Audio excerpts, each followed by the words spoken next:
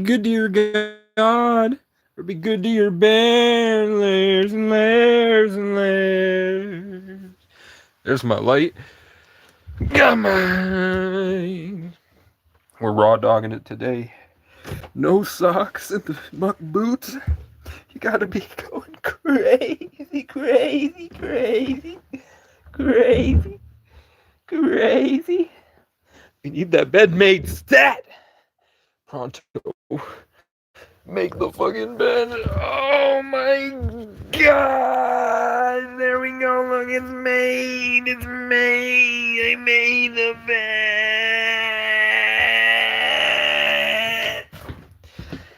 Be good to your God.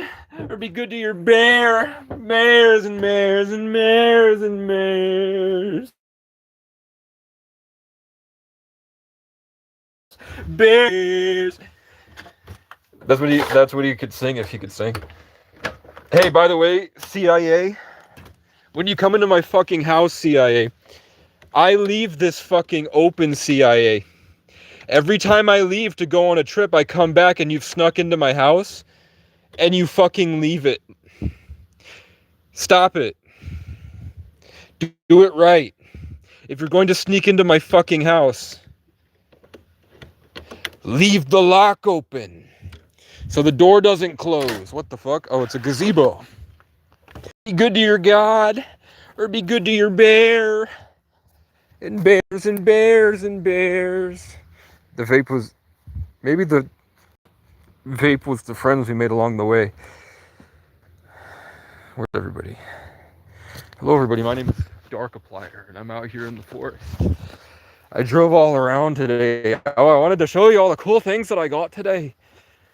Bears, I saw an alien on the fucking roof just now. I just saw an alien. Alien, alien, alien, alien.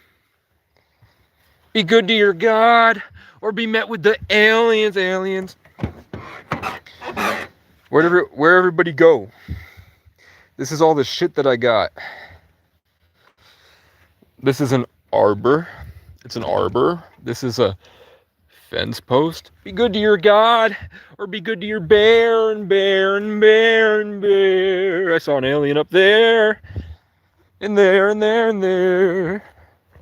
And there and there. I wanted to show Demon Hunter that the CIA keeps fucking up when they sneak into my house. They wait for me to leave and I see them parked on the other side of the street and they sit there watching me. Sometimes they follow me. I don't know who they are, but when they come sneak into my fucking house, they forget this. So I'll come back and people have moved the lock. And you know what I think it actually is? If it's not the CIA, I think it's the Knights of Columbus. I think there's a guy that waits for me to leave. And he knows that I don't have a key, even though that this wasn't supposed to be open. But then when he was showing me the property, they didn't want me here. And they have no say-so. The owner does. They have no say-so. They're a bunch of pissy old brats that I'm sure are very good people. And we're going to find some type of resolution in peace and harmony. And then it will be revealed that I am the Jesus or something. But basically, we were walking up and he was telling me about how that the camper is locked and that they don't have the key. I just saw another fucking alien. Basically, we walked up the hill and then the door, door does not open no matter how hard I pull it. The door fucking swung open. So that's how I was able to stay in the camper. So I think that they know that we don't have a key. The key is in Missouri. Actually, I think it's in Michigan. So they're coming up here hoping that because they can't. The only way to close it is to be inside it because it's locked. But I think they're hoping that the wind or something will happen with this. Or it's the CIA messing with me. I see no reason, because nothing that I know of is touched, unless I'll gut the ceiling and find a bunch of bugs in there and like Wi-Fi routers and shit. Sometimes I hear this like ding-a-ling-ding, ding-a-ling-ding, ding-a-ling-ding, like a Bluetooth that has lost connection to something. And that's just over in the trees somewhere. Swear to God, like sometimes at like 3 in the morning, and now I'm suddenly freezing cold. Suddenly I'm freezing, like they activated the thing. But yeah, for some reason, this is like the 3rd time that I've come back, and people have done that. So if you're gonna fucking do this shit to me, do it right. Bears and bears and bears and bears.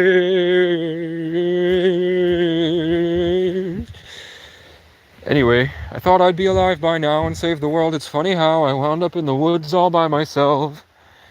The friends I fought to save only care of reputations. Now they're screaming in the sickest show and tell. I'm not going to give you the rest of that song. It's my song. You can't have it until I'm done with it. Fence post. What was that? What's going on in the sky? Why am I cold and uncomfortable? Like there's a bad vibe going around. Leaving in the city. What the fuck? There's lights all around me. It's getting weird. Because the lady at the gas station said that her brother saw an alien once and it was trying to abduct him, and it was just a bunch of flashing lights around him at night. And now I'm seeing those fucking flashing lights, and then animals have been showing up and they've been staring at me like they stare at them in Disclosure Day. I'm not going to reveal, but it's a crazy, I was like, oh my fucking God, it makes so much sense. I was like, oh my God, how did it take me this long to figure that out? But I had figured it out. I figured it out in 2022, and then I forced myself to forget, because I couldn't cope with the truth that you'll find when you watch Disclosure Day.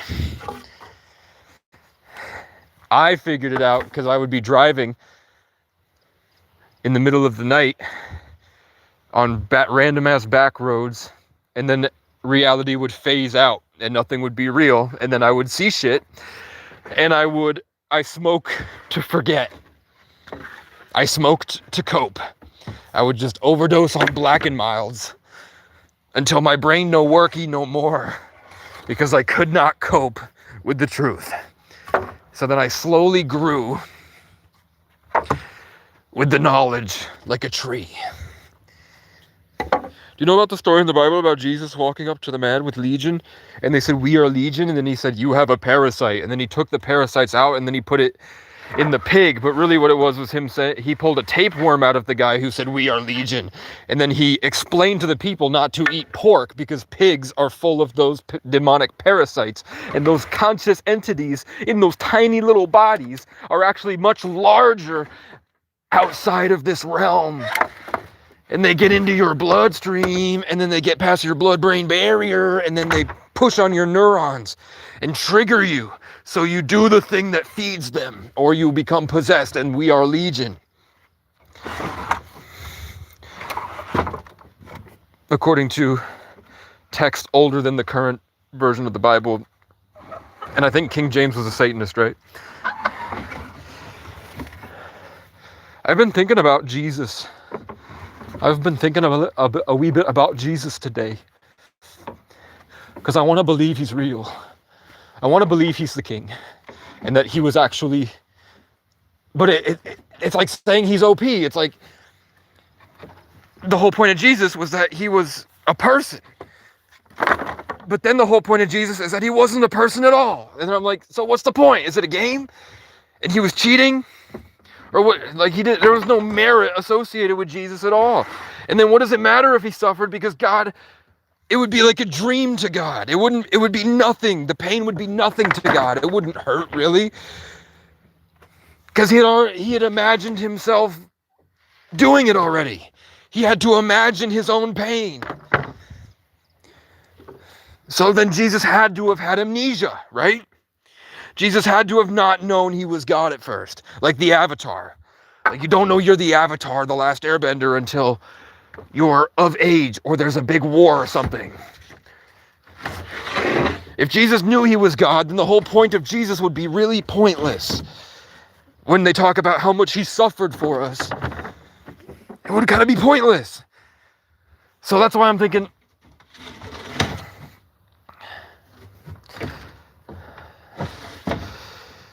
does that make sense? If Jesus didn't have amnesia, then the whole point of the journey is moot. The whole point of his whole thing was moot. Until you get to the point where it's like me, when the people keep coming at me and I stand here like this, and my ex told me that I naturally forgive people without even realizing. I didn't know spirituality was a thing until 2021. But like 2020, my girlfriend and I would be driving, and then suddenly we would both get a download at the same time. Like my girlfriend and I were like hybrid aliens, I think, or something. Like we would be sitting in the car and we would be telepathically communicating, and we were both pretty traumatized and couldn't put it into words. And then the music would start playing a song that had the exact emotion and words that we were trying to say to each other, because we couldn't figure out how to speak right. So one time we were both in I was driving, she was passenger, and her friends were in the back. And then all of a sudden we both looked at each other, and we knew, without even having to say anything, we knew they were listening, and there was a bug up there. So we like reached up there and we pulled out a fucking microphone, and we were like, what the fuck? So we ripped it out, and then 2 months later we were like, that was probably the car's Bluetooth. That was probably Bluetooth mic, so we could talk. But how did we both thought it at the same time? We didn't have to say any words to each other. We instinctively understood that something along the lines of like a metaphysical government was watching us and listening to us through our speaker, or through a bug in our car. This shit is gonna fall apart, man. I have to replace the screws. Let's just let it fall apart.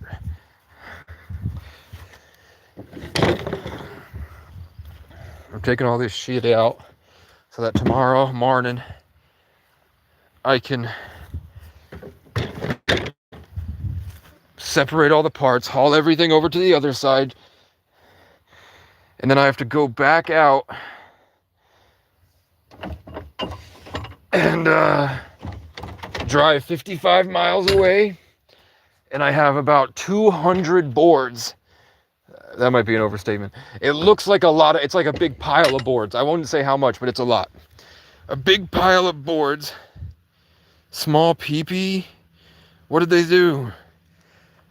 I didn't get to see what Small peepee said. Lil Dick Louie.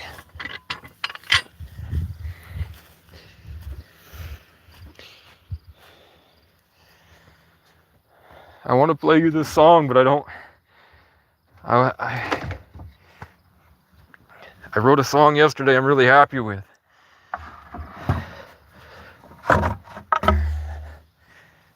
It's like, keeps coming to my head.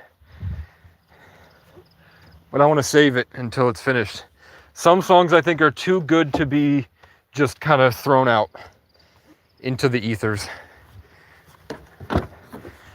But I don't know. He said, congrats on coming out as trans. They kind of keep saying that shit, man. I'll have you know, the universe is generating me like AI, the most attractive women I've ever seen in years. And they all like me. And when I go off on my random adventures, they're just there. And they give me the choosing signals.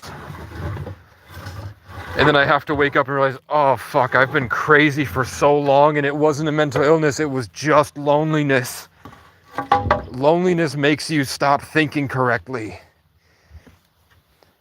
When you're lonely, or if you're just in your house 24/7, you have mental illness. It develops. My mental illness goes away, and then I'm just an autistic savant. as soon as I get laid. It's kind of like a superpower. That's my superpower. If I have the love of a pretty girl that I really value, suddenly I'm not retarded and crazy. And then I outperform everybody and they get jealous and come for me. And my uncle said that happened with my dad as well. That my dad also had that superpower. My uncle literally said that my dad had a superpower with women. And I was like, I think we're both just 8th housers. I think we're son in the 8th housers. I think it's what having a son in the 8th house is. Corey in the house. Corey in the house. Get out of there. Get out, man. I'm doing this with one hand. Like Zoink Scoob. Like Zoink Scoob. There's aliens and they're more empathic than we are. They see empathy as an evolutionary advantage. Scoob. They're better people than us. Scoob. They look kind of weird, but they're better people than we are, Scoob. They're smarter and kinder than we are, Scoob. It's crazy. What are they going to do to us? They killed Ron Audette, I think. Scoob. Scoob, they gave Ron Audette a heart attack. What are they going to do to you, Scoob? They read all your comments. They're going to kill you, Scoob. Ruh-roh, Reggie. Red pill. I took the red pill. I took the red pill. I hate Mexicans. Get out of my car, please. Get the fuck out of my car. God, I'm running around the car. Why isn't it working? It must be a... Yeah, that's what it is. That's what it is.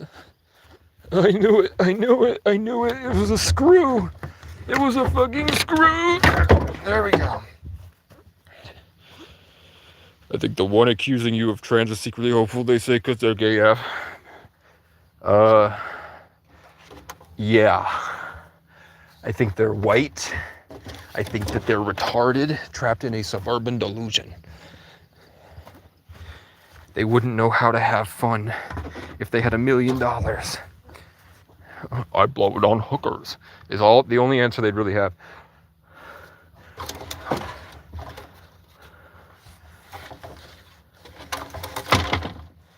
The lattice is free.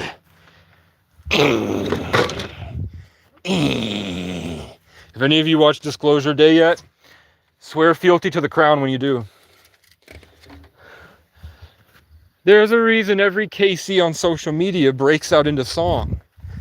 It's kind of weird, isn't it? That Kai Cenat, Queso, Kurt, Kaz, Casey Rocket, Cassius Culpepper, they're all people that just don't put much thought into what they're doing, but also are very intelligent, but seemingly retarded.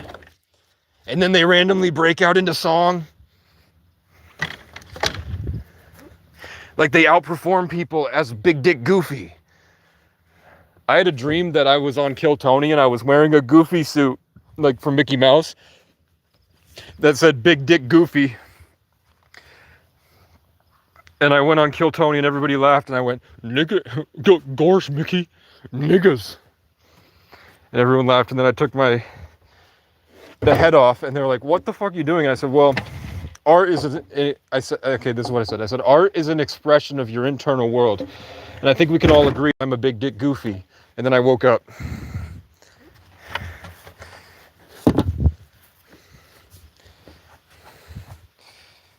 I've sold 3 shirts. That's incredible. Who did you sell them to, though? Was it your neighbors? Or did you sell them on the internet? Because that is very impressive. Regardless, it's cool that you have sold 3 shirts. You sold 3 shirts, I say you should link on your YouTube page? No, I did not say that. But I don't really care. I think I said I wanted to build you a Shopify store. And I wanted to help fundraise to get you an embroidery machine to make... Oh, this is also a big slab of granite. You sold 3 shirts, but you bought 2 of them. Come on. Gotcha, bitch. Gotcha, bitch. I'm not lifting that shit out today. but I'm advertising every day and I'm giving up. It was fun while it lasted, I guess. I knew you did not sell 3 shirts. I was like, she didn't even talk about building a Shopify page or doing an advertisement or getting a sample t-shirt or working with manufacturers. But next week, I mean, let's say I don't think I'll have any money saved. I'm at like $62, but I have to drive 55 miles to get the boards. I'm not buying bug spray. I canceled my gym membership. Today might be the 15th. My service runs out on the 20th, I think. So I might run out of service for today, but there's a computer for $150. That's pretty decent. There's a pretty decent laptop for $150. If it's still for sale, I might try to do that. There's a place, how's my audio, by the way? The job that I said I've been trying to get a job there hauling stone, and I've been calling them for 3 months. They said basically that the guy's ex-wife and his kids, his ex-wife is really trying to get one of his kids and then 2 kids that aren't his but are hers. They're trying to have them fill up what would have been my job position. But when I got there, I said, hey, remember you said you wanted me to use a brush cutter and haul rocks? Well, good news, man. My entire life for the past 2 months has been fucking brush cutting and hauling rocks. Oh, the fundraiser. So you buy shirts, and then how many shirts do you need? And what are the designs and stuff? Yeah, man, I think you can message me on YouTube directly. Or, man, should she do it? Yeah, the wind has changed direction. Make a YouTube channel called Kingdom Clothes or something. And just upload the fundraiser and then the t-shirt designs. I think that Brian really was supposed to not, I mean, I don't know. Was Brian supposed to make a YouTube channel, Stars? Yeah, there's a sneaky, you can actually see it. That's crazy. I don't know if that's the fake one or the real one, but there is one up there that's the fake star that has suddenly spawned and is going slowly right to left.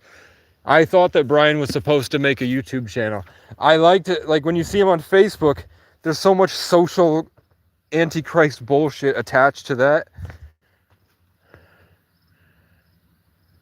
But I think that he did actually get a lot of views and likes eventually. At first I was like, oh fuck, he's kind of schizo. I didn't watch the videos, I'm not gonna lie. I watched some of them. And that was like 2 years ago. I don't know how it's changed, but I was like, I hope he's not schizo ranting like I schizo rant, because you're not supposed to do it in front of the people in your town. You're supposed, like Jesus had to leave his hometown, right? You're not supposed to do it with the people. Like Jesus said, that he wouldn't heal the people of Galilee because he had somebody else God would send to Galilee to heal them. You're supposed to go into different areas and then you do your thing, and that's the best way to do it. That's like $1 billion worth of game right there. So I was like, he should have done it in the YouTube space. And I was like, I'm afraid of what the attention would do to the crazy in the family already. No hate at all. I was just, oh shit. So another star has just spawned, and now it's going to meet up with the other star. They're going to intersect. That was a moth. I thought it was a reflection. He doesn't share as much anymore. He works a lot when he's not working. He's working in his garden. Take care all. Good night. We went to church Sunday to sell some shirts. They weren't interested. Well, you got to make the shirts good, man.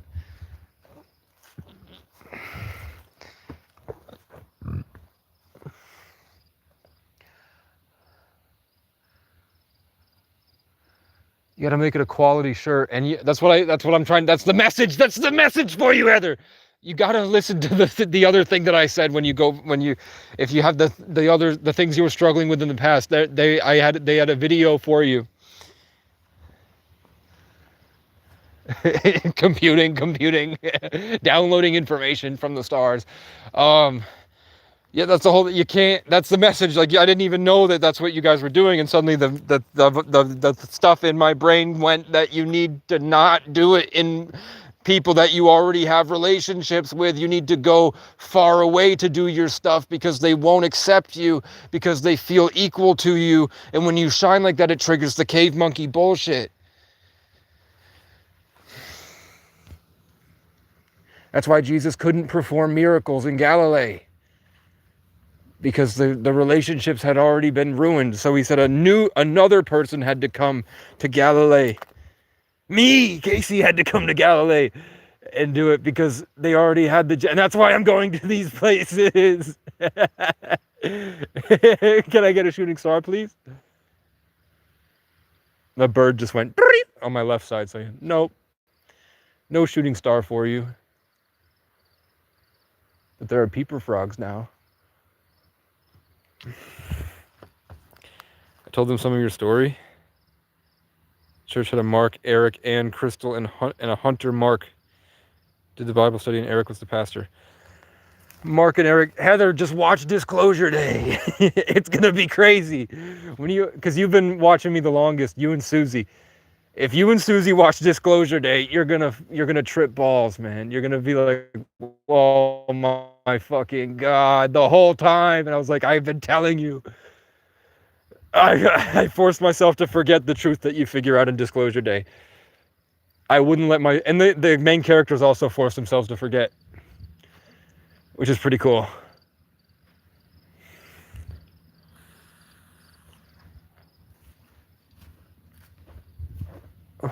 I wouldn't say it's a great movie, but I would say that it was more, I think that it was more about what the message, and that I bet it was kind of sprung on them.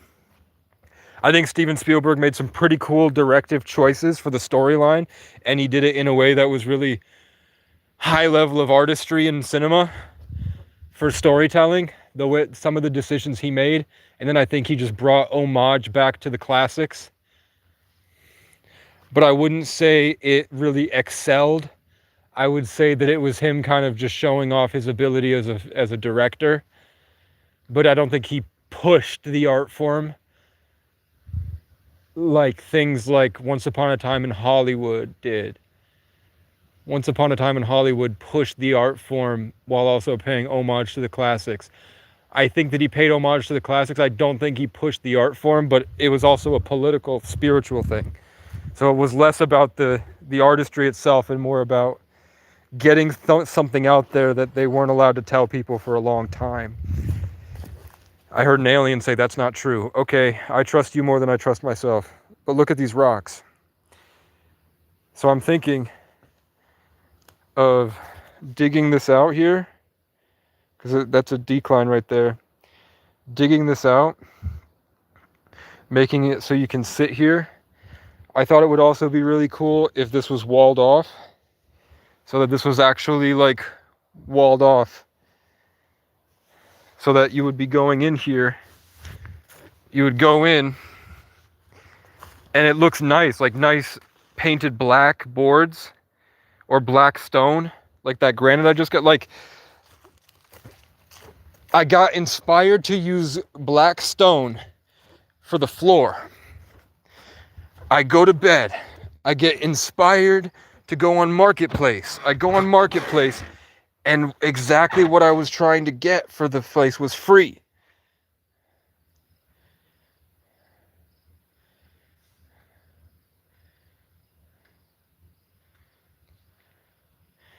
Yeah, every church is basically what I'm doing. Like, M stands for money.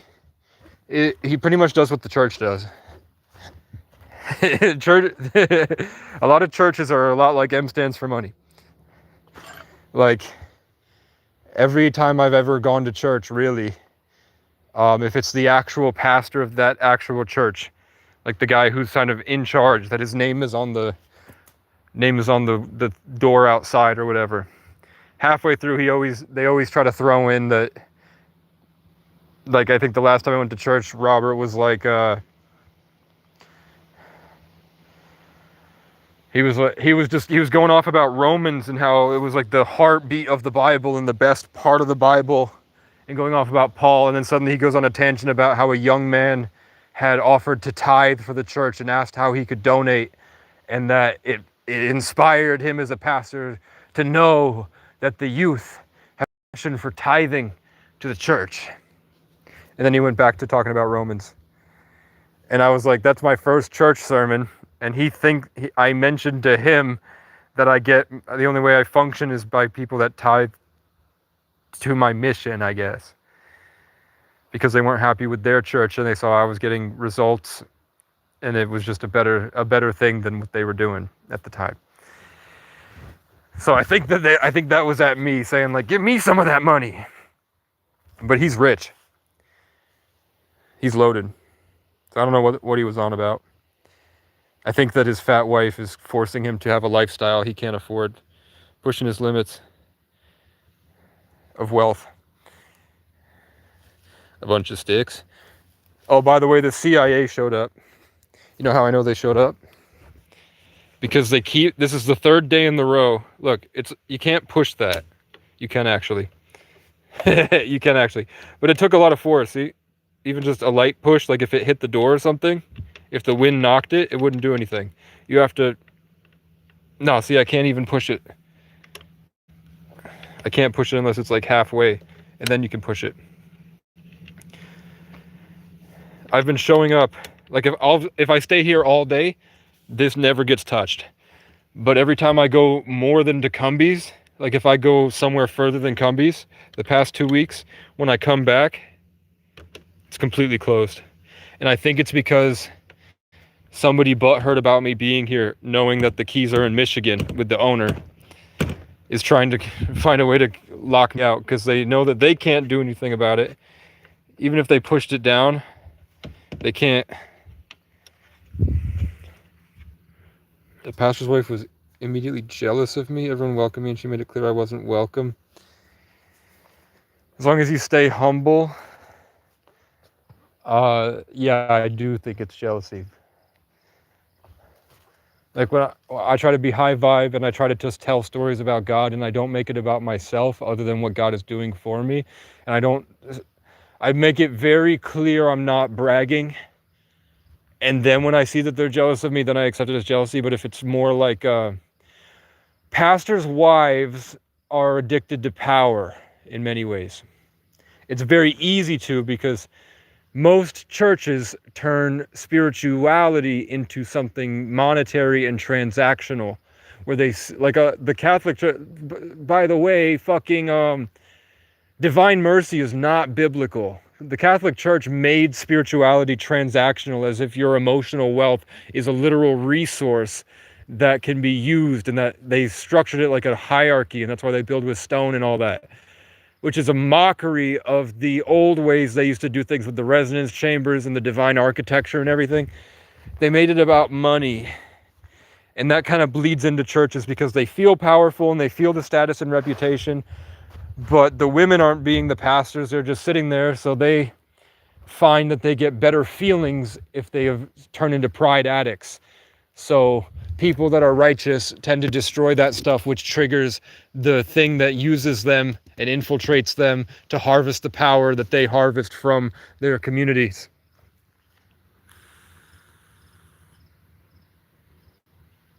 Nice RV, thanks, man. Can you get the keys in the mail?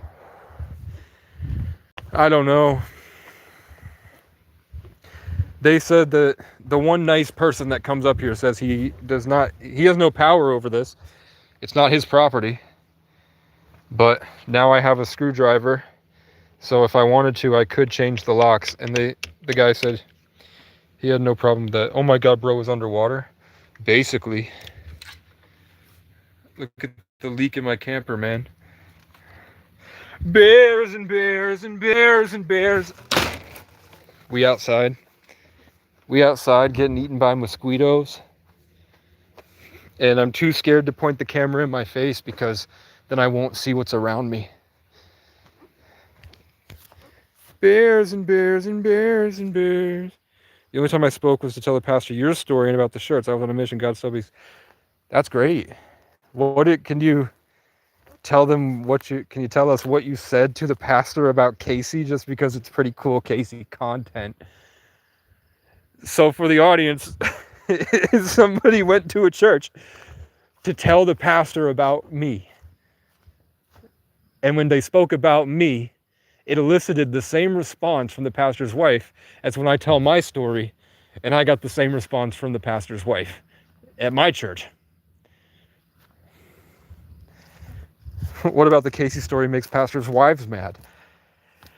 And why won't anyone tell me where babies come from? There's a star up there. Casey had a burger tonight? No, I had 2 barbecue rib sandwiches from Cumbies, and I had them put nacho cheese on it. And then I watched some bullshit fucking Asmongold. I think Asmongold's funny because he never goes outside, so he doesn't know what life is like outside, but he has a lot of opinions about how life should be outside. He has a lot of opinions about law enforcement and what they should be doing to the public, and he doesn't go in public. And I think Hassan is funny too, because he's a rich Nepo baby incel that was gifted with genetics, and he was really popular with e-girls for 5 years, and then everyone stopped caring.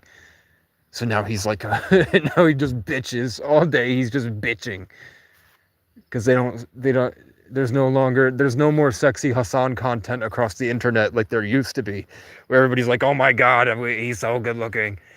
Now nobody give a fuck about Hassan.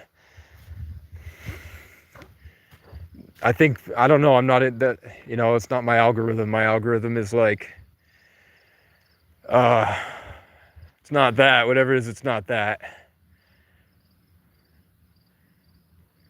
Like, the only mainstream streamer that pops up in my feed is Cinna, for some reason. And then occasionally I'll get like Marlon Lacey Adept stuff, like once every 4 months. But I watch Asmongold because of Reckless Ben. Because Asmongold live streams Reckless Ben stuff. I like watching the Lego scandal.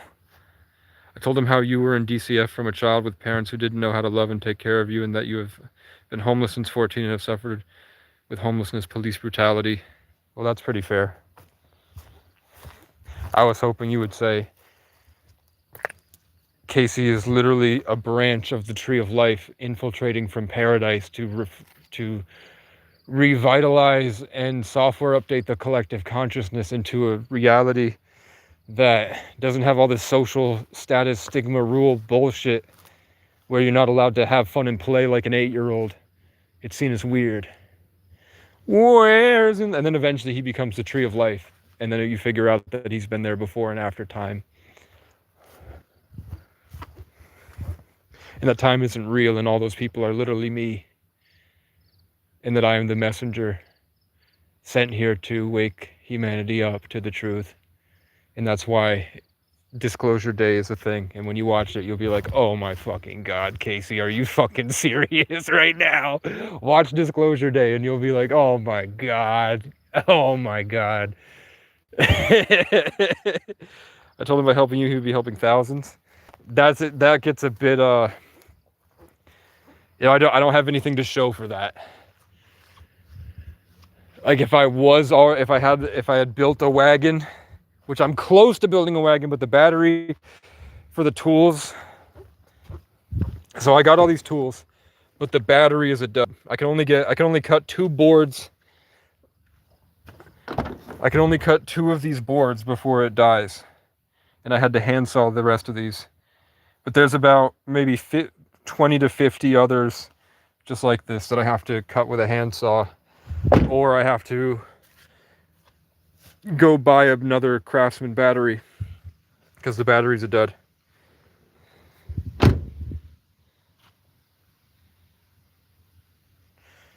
Yeah. Well, I knew anybody would think you're nuts. It's a nuts thing to say, but it is technically true. Like, the more money I get, the more potential I have to help people. And eventually I'd be able at least to make songs And then from songs, I could do animation and clips and stream. And then from animation clips to stream, I could do merch and clothes and sell clothes. And then from there, I could travel and record and do stuff with my life. And then from there, I could probably be in a better position to leverage people that have money. And there's a lot of old, wealthy people that don't know what to do with their money when they die. And then I would just have a big picture of a mountainside with a castle on it. And then a dog park section, a public gym section. And then it gets more and more defensible as you go up. So it would be kids, foster kids. Then it would be sex trafficking survivors. Then it would be homeless people. And I wouldn't do them all at the same time. It would be like maybe one foster kid, and then there's one homeless person down here. And they have completely sectioned off areas of the castle where they don't intermingle, where they can just rest. And then I'll do stints of like 50 homeless at once, and it'll be a YouTube series and live streamed, forcing 50 junkies to quit and have fun as kids and find God. Or saving 12 children from abusive foster homes. And then there would be like a horse ranch and a car thing, auto body shop, and it would be a school. And I'd work. Once I have that up there with the designs, and my uncle's an architect, then I reach out to Narrowway Homestead and Will Survives, and then I reach out to Jinxie and Queso, and then I reach out to good people in the industry. Not like Smosh or Aiden Ross that do like Freemason rituals live. Like Lacey's doing rituals live. Marlon's doing rituals live. Kai Cenat is evil. He's like my evil twin. Because I'm Irish clearly, but I wear the native stuff. And he is black clearly, and he wears Irish stuff. And my family left Bronx when his family moved into Bronx. Also, just watch Disclosure Day. My mom grew up in White Plains, New York. Watch Disclosure Day. It's about me. And it's about probably a lot of other people like me that stand out here and talk to stars.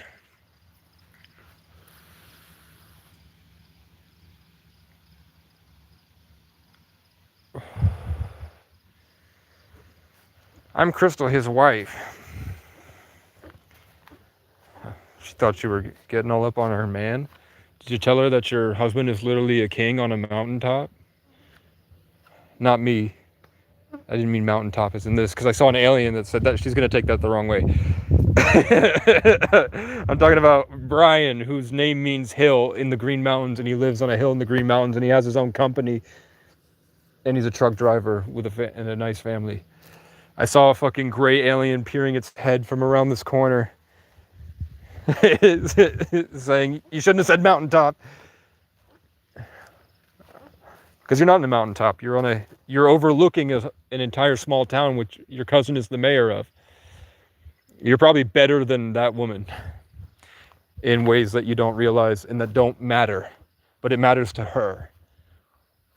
It's like if she actually got to know you, she'd be like, fuck, I was judging the book by its cover. I was judging the book by its words on the front.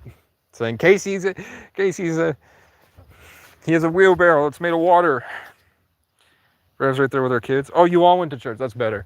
I thought that you were selling clothes and you took a trip during Walmart Spark and walked into a church.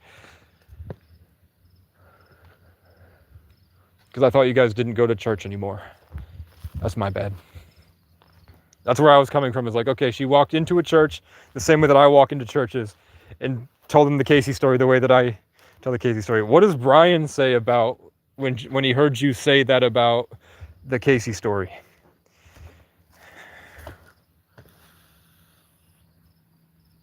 You're throwing tomatoes? Well, you're white and ugly. No, you went to Sunday service, the one Brian used to go to. At the same place, don't mention the church name, but at the same place that I was at. Do you still talk to those guys? He's all for it and agreed. I mean, yeah, I will build wagons for homeless people. I will make Christian clothes. I will make, you know, if the owner gives me permission, I'll build a ton of tiny shelters here, and I'll work with the sex trafficking program for their survivors. And I'll say, if you need people to hide away for a while, they can hide here. It could be like a way station while they figure out where to put them, like churches used to be. Like, I've seen tons of movies where when people need to escape, they hide in a parish and they house them and help them. And I was like, I wish churches still did that. When I go to church and ask for help, they basically throw a can of tuna at me and tell me to fuck off. Churches used to be where you could show up and be like, I really want to help. I really want to fix my life, and there's no options for me, and I don't know what to do, and I have PTSD, and I need to rest and just lay here for a month. Can I please do that? Churches used to be like, sure. Just, you know, when you feel like it, come cut that lawn and help us cook some food sometimes. Or if you have a car, like give people rides every Sunday, go pick up the older people and bring them to the church. Now it's like they tell you to fuck off, and if you don't, they call the police. And I'm like, Jesus Christ would walk in and be like, hello, I'm homeless. And then they would kill him. They would send the cops after him at least. But they're older. This Wednesday I'm going to another church I visited for revivals a couple times. I mean, I heard sex trafficker. Every person that I saw get rich off of crypto that was doing trainings, and I was following them in their Discord, now that they've made a ridiculous amount of money and their follower, like the people in there that had computers and jobs, have a ridiculous amount of money, all they're doing is Bible study every Tuesday. Everybody's aware that we're all going to die soon and that this is kind of the last days before something huge happens. And a lot of them are kids. Like, a lot of the rich people in the Discords I'm in are just fully into Christ right now.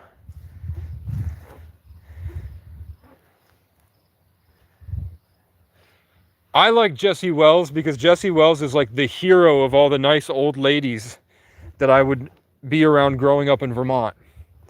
All the Vermont, the really intelligent, compassionate old Vermont ladies, the hippie Vermont ladies that are not fat, and they go on bike rides and they take care of themselves and they go kayaking and shit. The nice old ladies in Vermont. Jesse Wells is like their hero. When I listen to his music, I'm like, I hope to God that all those ladies I met growing up get to hear him, because he's like classic rock too. So he's like a gift to those ladies for sure. Because I bet that they live in chaos about politics. Because they're like, all these people are getting hurt, and then they're like, the racist MAGA crazies, they're so nuts, and it's all about power. These Democrat hippie women that are actually very smart and very cool and very fit and could whoop any MAGA bitch any day. They don't know what to do. So I bet watching Jesse Wells, his last YouTube video where he was at New York, at Washington Park or something, I could feel it in my soul. I could feel because I'm like a tree in every garden. I felt like the love of those people playing as I watched it. I could feel it in my heart that they were watching it too. And that they had a hero finally. Someone who stuck it to the man. Like, imagine a world without Jesse Wells in it right now. Imagine the political space without a Jesse Wells. It'd be hell. He's necessary. How do you find Discord groups? I need a Christian one that's real, that's encouraging.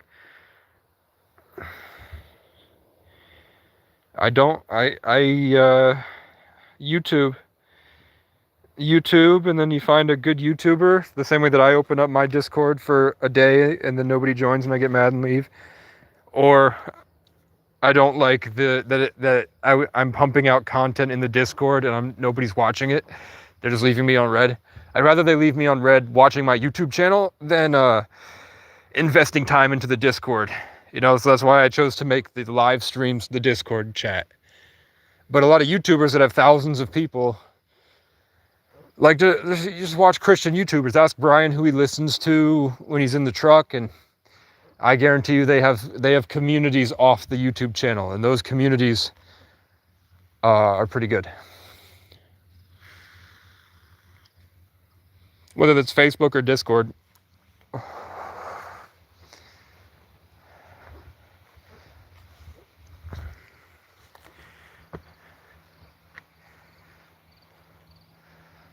I saw a girl that I think her family said that she was a freshman in Northwest Vermont today. She was talking about being a freshman at the gas station, and she was loud, and I looked over, and this 14-year-old girl was wearing a shirt that said, "I love hot dads." And I'm like, the whole day I was thinking about it. I was like, do you think that's bait? Do you think she was probably abused? She's 14 years old wearing an "I love hot dad" shirt. Is it like a trend on the internet that I'm not seeing? Is it something in her algorithm?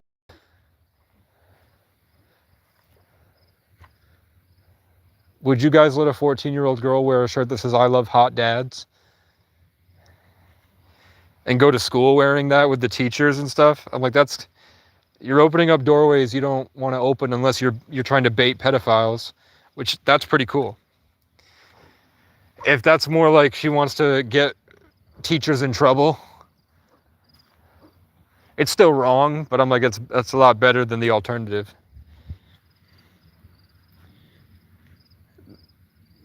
Nobody under 18 should be wearing an "I love hot dad" shirt. And I think 18 is too young. I think 18 is not an adult. I think 18 is a loophole because like half the country wanted it to be 13 and half the country wanted it to be 25. So they settled on 18. Yeah, I don't think 18-year-olds should be like, when I dated an 18-year-old girl when I was 19, the amount of people ranging from 13 years old to 60 years old that were trying to sleep with her. And that girl was very smart, but very dumb in the ways of the world. At this point, at 26, I think 18 is pedophilia.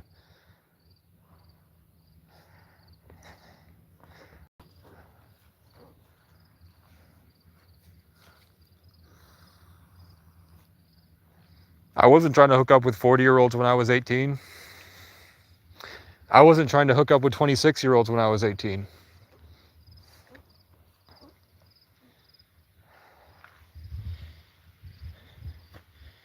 Post the fundraiser link to your community page. The fundraiser is you buy shirts, and the shirts get you closer to... Well, that's why you should make MAGA and Democrat shirts and do that fundraiser and go into Facebook groups and do that using AI to make cool designs and run it by us so that, I bet Pink Fur and I probably have a pretty good idea of what people would like. I think we're pretty artistic, and we could run it all together, and then you post those, and the money you get for that will make the fundraiser, and then also do the Christian stuff and just go harder in life. And then the money you make from the political shirts will be massive.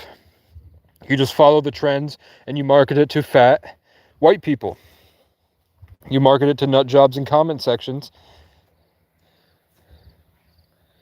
And you make an AI video, which I can do because I took the deal on Grok where it's $30 for 3 months. And then in August, it's going up to like $90 for 3 months. So that's why I was like, if I'm going to do it, I'm going to do it now before it's 90. Just to see if it does good animations for the Avatar series. So then you just make it, you just run ads of, you put the shirt in, you send me the shirt, I'll put the shirt in the political shirt in I can do it too, I guess. And the Imagine thing on Grok, and Grok does steal your energy. It is the literal Antichrist. I wouldn't do it if you're spiritual. I wouldn't use AI at all. It's literally a doorway to other entities that communicate with you through the videos that is generated. Swear to God. Swear to God. Try it. Like being out in the woods where you're so aware of your energy, you can see that when you open up that app, it's satanic.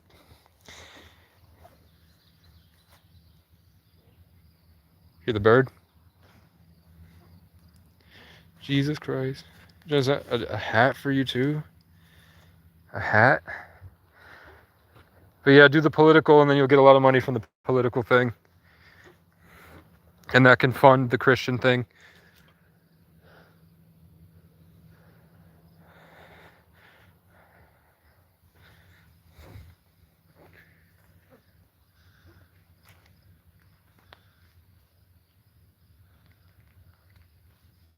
Like it's a Trump flag, but it says turd instead of Trump. You know what I'm saying? I'm gonna piss real quick. Fuck it, we ball. I piss on I was like, I can't be Casey if I'm not pissing on camera, man. I didn't come this far to not piss on camera, okay? What was that in the sky? What the fuck was that? You can't see it. Random flashing light in the sky, not a plane. Like like lightning, but there's no clouds around. But it wasn't heat lightning. It was just a single tiny flash. I don't know if you still wear hats, the one with your name and crown on it. I mean, I have a huge head. I have a weird sized head that hats don't fit. I found one hat in my life that fits, and a pedophile stole it just to throw it out. It was in a bag with a coat, and my coat I'd been wearing it for months, and it was in a plastic bag. And I guess there was mold on the coat because there was mold all over my body because I was living in a swamp and I didn't have access to a shower. So then this guy who was like, imagine I'm just at a park and he's like over there fighting off mosquitoes. And then he tells me he's rich and he gives me like $800. I go see my family. I take him, and he said that he was gay, but he was 50 and he wanted to spend the rest half of his life straight because he spent the first half of his life gay. So then I taught him what I learned from pickup artists, and I got him to get a cute girl to laugh at the drive-thru.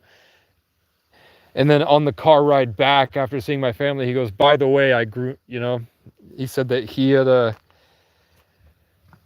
was a camp counselor, if you know what I'm saying. So then I stopped hanging out with the guy, and then he showed up at my tent with a gun a week later, just standing there not saying anything, holding a gun. And I peeked out of the tent, and I just didn't say anything at all. And if he was going to open the tent, I would have killed him. And after he left, I said, never come to my fucking tent again, or I will hurt you.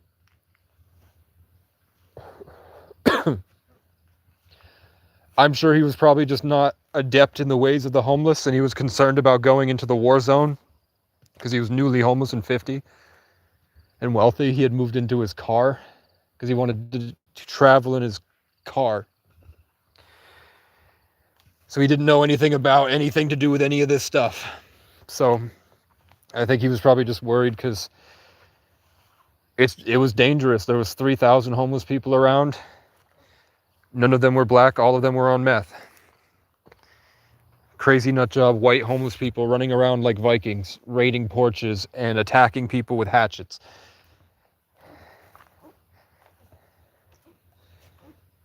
But to me, I see a pedophile standing outside my tent, not saying anything, not moving, and holding a fucking gun.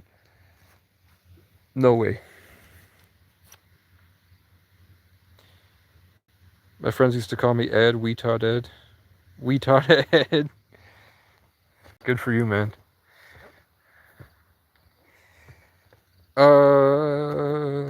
What else? I've already told the story about how a guy did mushrooms and crawled up a tree and pounced at me and tried to choke me to death in the tent, and I had to cut my way out with a machete and get away. And I got away because I don't know if it's because I watched TV growing up as a kid or not, but my first instinct was to take the tent and put it over his head and then run away. So we had to struggle to get the tent off of his head to see, and I was already out. Because he was, even though he was 65, he was a black belt he was a black belt and had his own martial arts dojo in Boston for 10 years. That guy on drugs, when he has no restraint and he's basically a feral animal roaring, screaming he's a lion and I'm an ancient tree and he has to stop me from growing. And I didn't even know my name meant a tree at that point.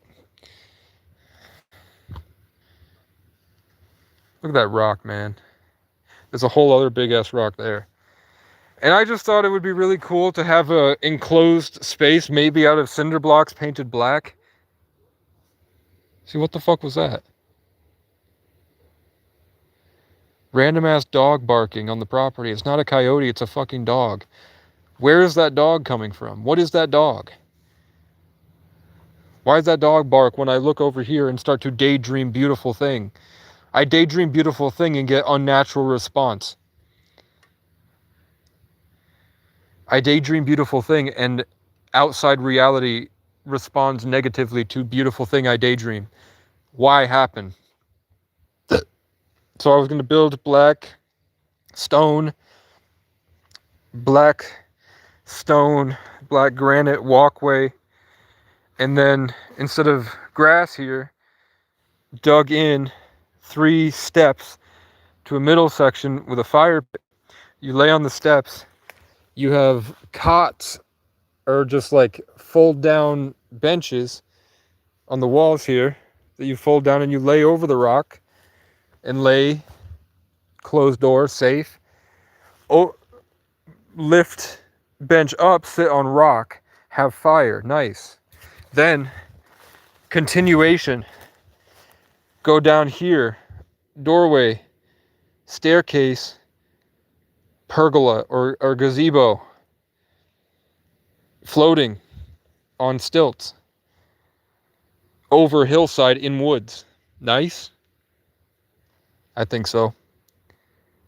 And then orange wood, black orange wood, 4-post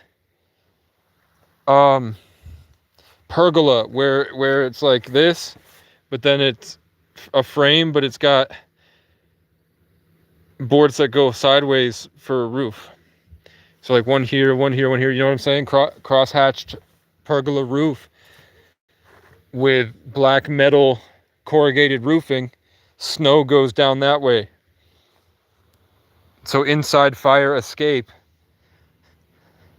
Roof can move in summer and go down and then go back up like garage. Seating area for prayer, away from mosquitoes that isn't shed. Random ass shed in there. Nice outdoor nature prayer, campfire spot. Right to left confirmation. Much nice. Then next day, after Inspire, notification on phone, thinking about black stone, given black stone. Oh wow, look, you didn't die, that's crazy. Yeah, I tried to shoot myself and I was hospitalized. And then afterwards, a Christian woman brought me up a mountaintop and I met the owner who lives far away and is 90, and owner gave me permission to live on mountaintop. Now I have camper. Still sad, but don't want to die because I went on the journey for 12 years. Then I tried to shoot myself. And then I get this property.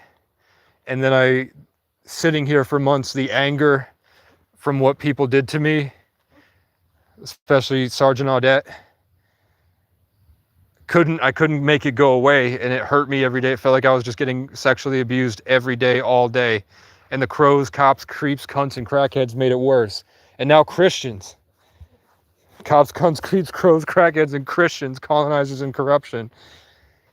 Catholics treat me like shit, but it just makes it worse. So I broke, and I walked around with the BB gun, and I was like, if a crow flies, I'm gonna fucking kill one. and just maybe that'll make me feel better or something. So then I broke down crying, recording, saying, I can't do this anymore. I can't, like, that was not somewhere I want to be, is like Pharaoh running through the forest saying, caught me again. Do it, I dare you. Try it. I'm just screaming out here. And I broke down crying and said, you know, I tried to call a police department that had done something really bad to me as well. I've been calling them for 4 years. And I was mainly upset about that because I just wanted to prove to people that it's not a mental illness that's just like you're a schizo, you have a brain dysfunction, and that's that. You're just permanently. So I was trying to say, no, I'm a victim of something I'm trying to heal from. Like if I could show people what actually happened to me in the cell and what my mom did to me, people would understand. And then they would see everything that happened afterwards, and they would actually celebrate me as a hero that had a long, terrible journey he overcame, instead of just all the shit people say about me. And then after I made that video crying and posted it, 15 minutes later, the cop that did it to me had a heart attack. 15 minutes later, he had a heart attack and died after I begged God for justice for what he did to me.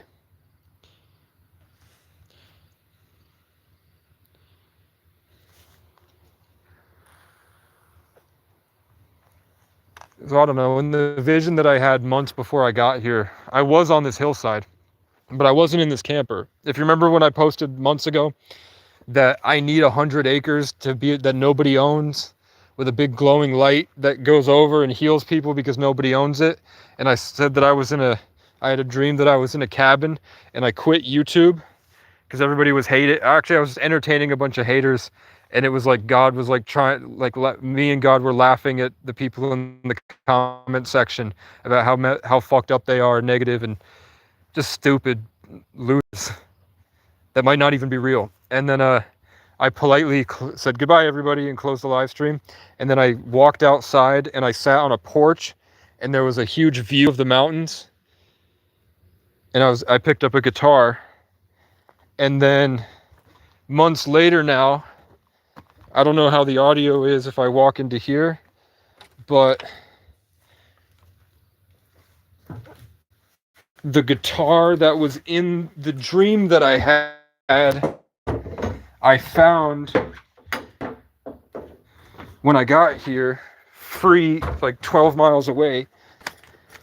And the view that I saw in the dream, or Maurice, he told me that I should cut all these trees down, and he didn't know about the dream, but he said that we should cut because they're young trees. It's like not the old ones, but the young ones right here, because it is evident that they were already cut at one point. Like when the property was bought, they already cut this when they moved the rocks here and everything. And then the cabin that I saw in the dream, there's somebody that sells sheds, and the exact shed that I saw in the dream is about 10 miles. I'm doing so much in my life that shit got weird, so I went inside. Shit got a little weird out there, so I left. Protein.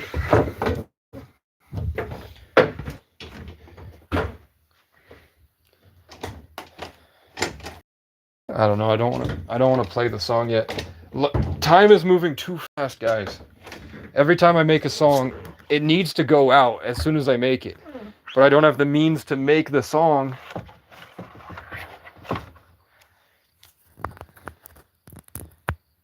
Shit's about to get a little weird in here too. Playo, what's up? Dungle Bunkus.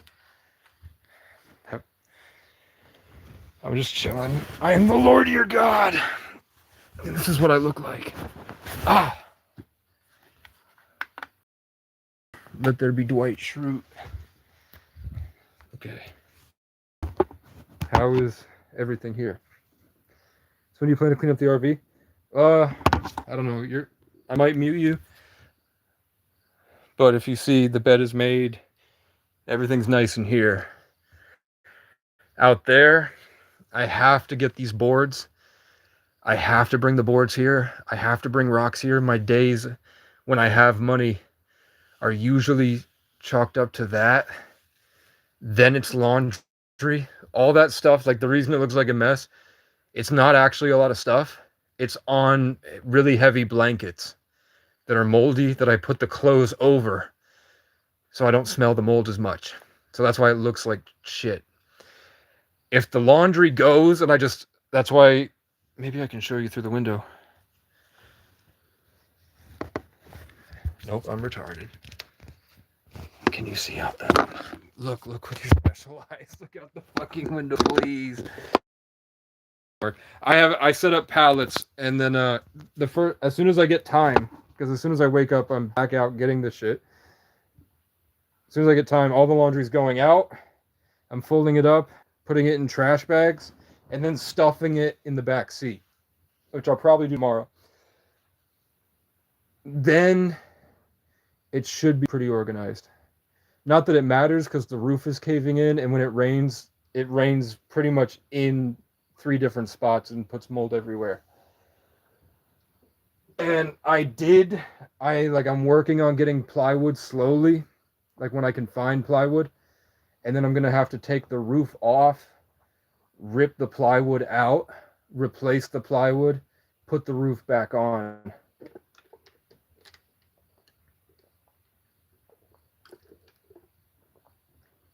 So I needed... Hey, what do you know about Jesus? We're thinking that if Jesus was really God, he must have had to, canonically, for the story to make sense, he had to have had amnesia, or he had to have been the creator of the universe at birth, fully conscious of being the creator of the universe at birth. So do you think that Jesus had amnesia and he didn't know, like the Avatar, in Avatar The Last Airbender, how he doesn't know he has Rava's spirit until they tell him when he's 16, and they're like, by the way, you're the Avatar. You think... But the parents knew, right? Because the 3 kings showed up at his birth, and the angel told her that she would be giving birth to God. No, Jesus is God in the flesh.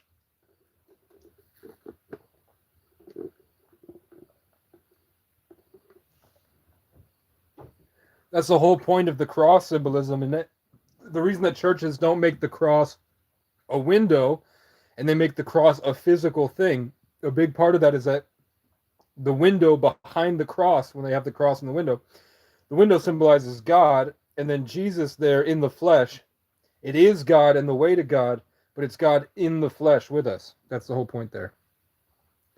Jesus was God. That's the main difference between Muslims and Christians. Muslims don't think Jesus was God. So Zippy, you can't be Christian unless you say Jesus is literally God. That's the point of Christianity. And I have hang-ups about it. Was Jesus literally God? And I know that dozens of alien races exist. I've seen them. I've talked to them. I saw like 4 tonight. And do they have a Jesus as well? Most likely.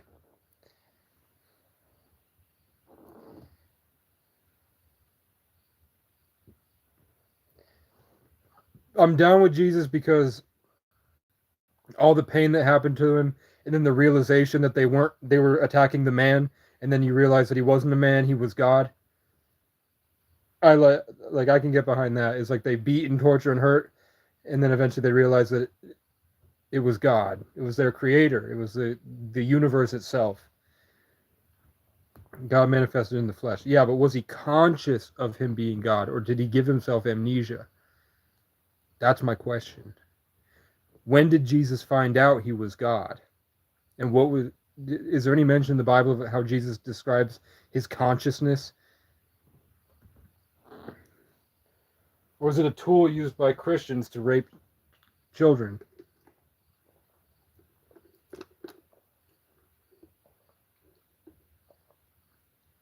Organization of the RV will help you think much clearer.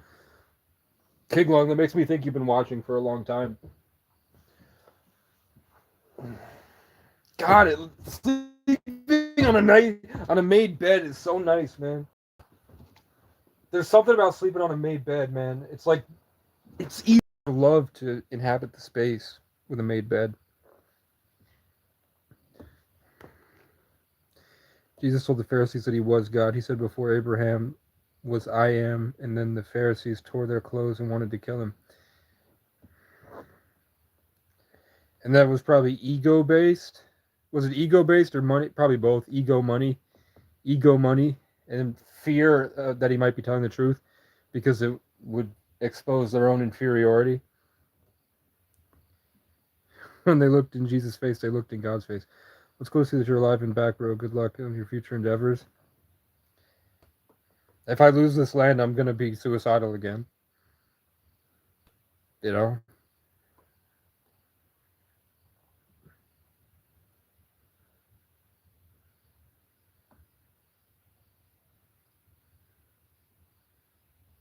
This camper's the only thing keeping me alive, man. And the fact that it never works when I try.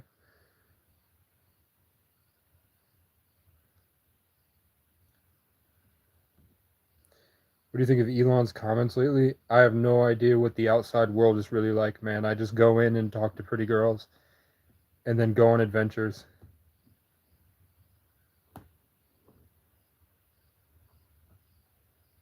Like I live completely outside of normie reality, I guess. I don't know what Elon is saying. Where I'm at with the news is Reckless Ben is going up against Bricks and Minifigs to get Brian back his Legos.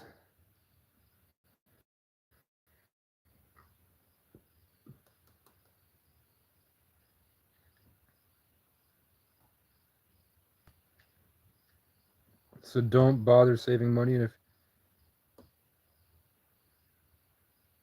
I heard you passed the test, and then I heard universal basic income, abundant basic income, universal abundant income. This is coming from a robot, not an alien. It's probably a gray. What is universal abundant income? What's the point of money if you have universal abundant income? To destablish the systems is what I heard. Universal abundant income is to destablish or destabilize the systems in place. So money will be a thing of the past. We won't be using money. It'll be more like tribal Native American, Hawaiian, Ho'oponopono evolved society where you just give what you need and you focus completely on innovation. And that's the age of Aquarius. Creativity and innovation. So they're just going to flood us with money because money was never real and it was a tool used to harvest life force from children. So we have to go through years of the world being on welfare, and they will judge us based off our comments on social media about how we treated people on welfare in the comments is whether you will have access to universal abundant income or if you will have to continue working for your money. Notice how my tone changes? Casey, why do men cheat? Because vaginas feel amazing, man.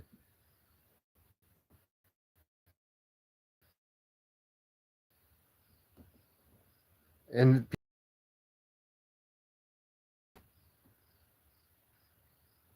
like I listened to Jesse Wells once, and I'm like, I want to listen to Sleeping with Sirens now.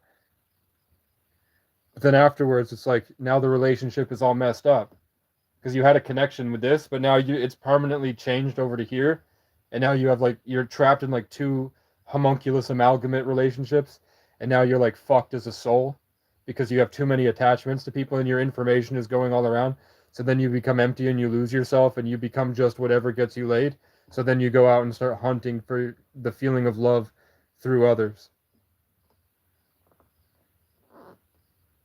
past the biological need to impregnate. It's just that you're having fun. And I don't know, man, like sit at a mall and look at how different everybody is. How everybody looks so much different than each other. So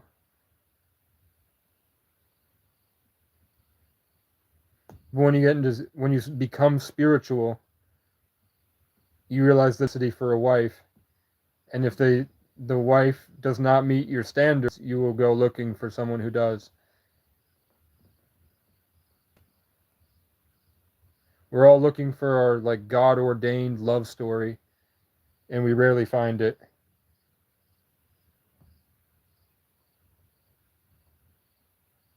So it always feels like something's missing until you smoke a little bit of weed and you receive feminine love from the universe, and then you realize that that was all just like masculinity trying to build a big anthill or something, trying to build a dream in life. You like constant creative life force energy channeled in with the time that we live inside right now, is everybody's always looking for something and they never appreciate what they have until it's gone. So then they usually lose the people that they cheat on, and then they spend years trying to get back because it's like they get cut off from the ability to get that type of love again until you're grateful for it and you've lost everything, and you're fine appreciating people for who they really are, but it's still, you always have temptation. Like I haven't had sex in 3 years, and in my head I am still like, I don't know if I could settle down. You know, like I'm like so happy that I made eye contact with a pretty girl at the dollar store, and it wasn't just the feeling bad that I'm like an animal person. It was like actual sexual attraction and choosing signals. It's like I hadn't had in a long time. Between, I had like 40-year-olds that would come out to my tent and try to pay me for sex, or I had to fuck a prostitute because the gang members I was around didn't feel like jumping me in.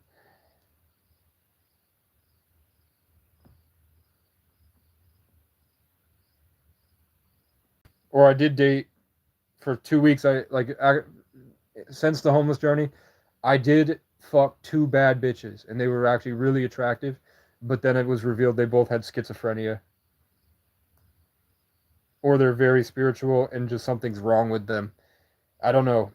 Like those are people I would actually consider schizophrenic. Like I fully believe that she was doing rituals in front of the candle, knelt in front of the candle, because I could see what she was doing. She was opening up a high vibrational thing that came in, but then there was too much stuff with culture and relationships, and then her Nepali neighbors knocked on the door and tried to get in because they were trying to cut me off from her because she was doing the Nepali ritual and they knew what she was doing. And then a giant fucking spiritual dragon attached to the side of the fucking house, the apartment building, and it was spreading tendrils in and getting into everybody, and it was trying to attack me, but I just kept saying, no, polar bear beats dragon, like rock paper scissors, polar bear beats dragon, and then it was like and it took off.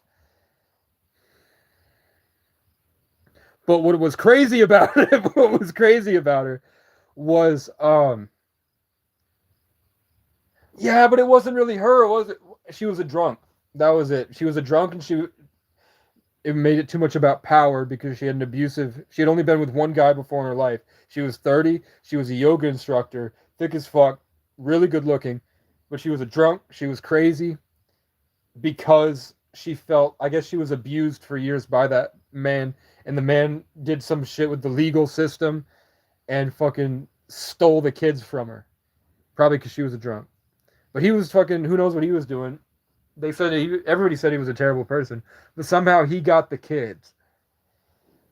And I think that then COVID happened, so she didn't have her kids, and she was just alone during COVID by herself.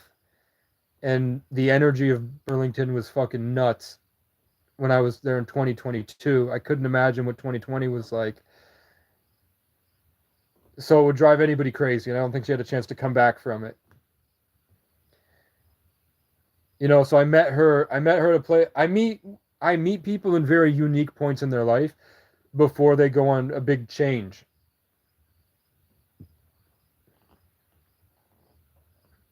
I'm like King's Cross Station before you go to the magic world. Like I meet people before they go off on their journey, and I get to enjoy and appreciate them where they're at in a very unique position. And I also dated a girl who was black and Cherokee and thick as fuck, really good looking, drove a Challenger, manager at a restaurant, and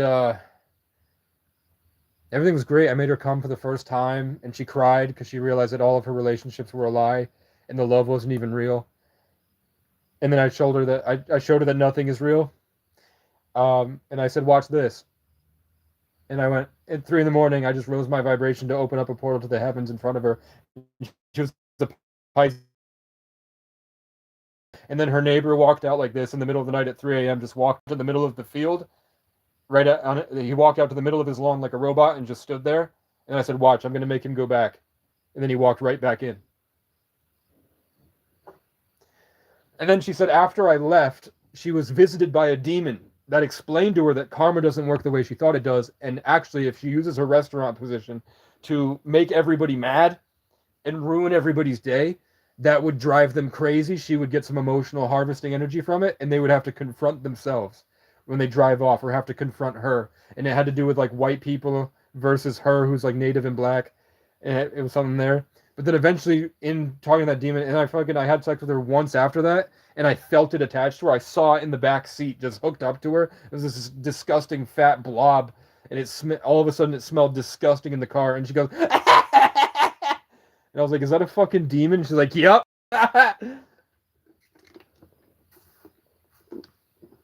So I leave, of course. I fucking get the fuck out of there. Still hooked up with her before I left, and then I don't know, 4 months goes by, and then I go back. I wind up back in the area, and we hook up again. And she casually tells me, like, she's just completely, it got a hold of her. She was like, the demon got into my son, and it was looking at me through his eyes, so I choked it. And then my parents walked in and saw me choking my son, so they have him locked in the room. And I was like, are all bad bitches like this? How come I've never had a bad bitch that wasn't crazy? Are all women crazy?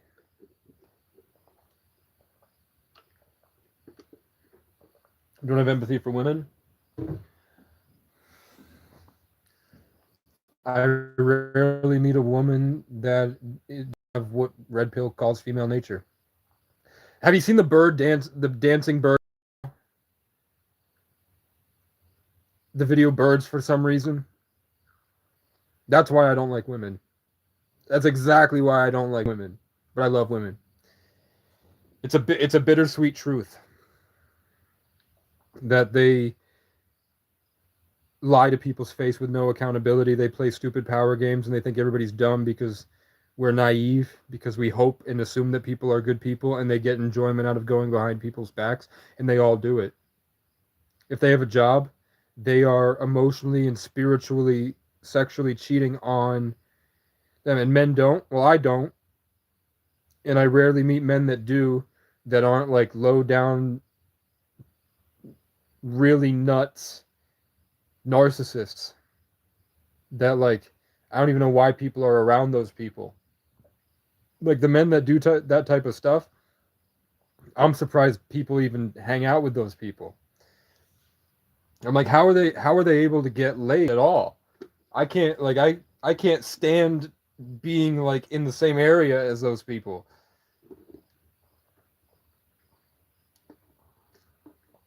Why the fuck do they have women around them?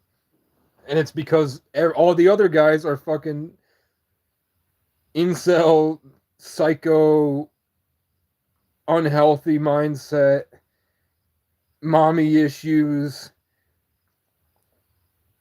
psyop from social media, no social skills, throwing themselves at them, constant barrages of male attention everywhere, and then the piece of shit loser just doesn't give a fuck about them at all. So that's probably pretty comforting. Respectfully, you don't know what you're talking about. Maybe it's different in the cities because you have to perform at a higher level socially. But in terms of, like, I've been around the block, bro. I've been out here since I was 12.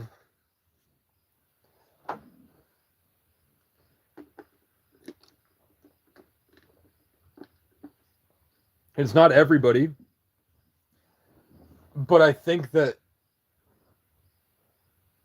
probability wise, there's a higher chance of those of getting that type of same response.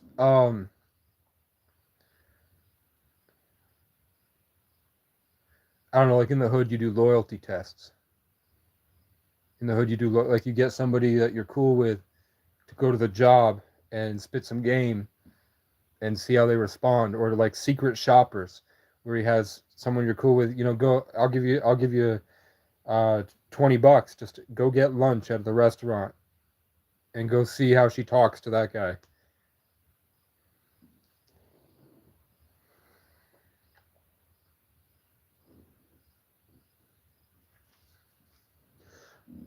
But I guess if you have money and you're cool and you're good in bed and you're ambitious and you have a life and a dog and you don't need anything from them,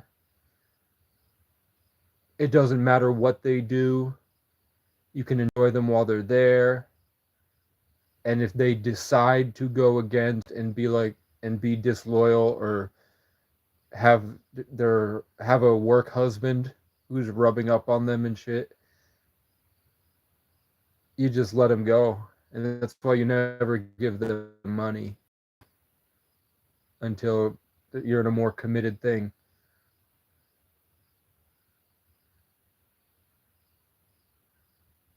Like, do I think Pam from Jim and Pam, do I think Pam would be doing that stuff? Maybe. Like, even with Pam and Jim, late game in the office, I think Pam would be psionically sleeping with men that would enter her life.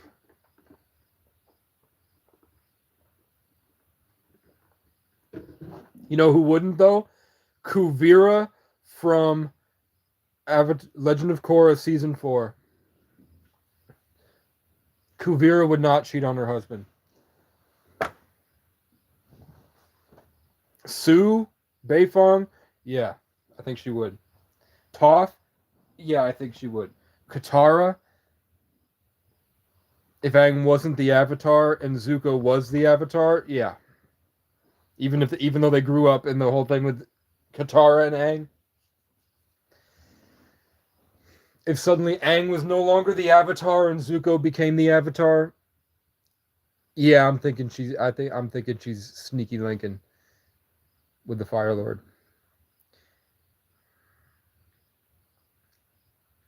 If Aang wasn't the Avatar, Katara would be cheating. And I think that's my stance on female nature.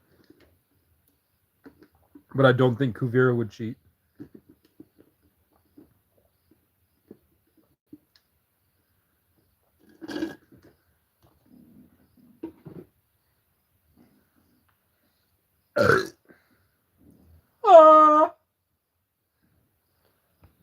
Me so. Come on. I didn't know. Where down, dirty dog. Who do you love now?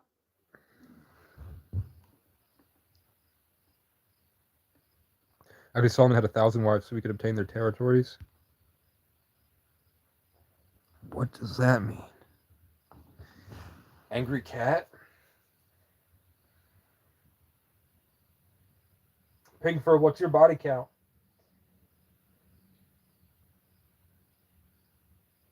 I heard people in the cities are sleeping with like 300 people every 4 years or something.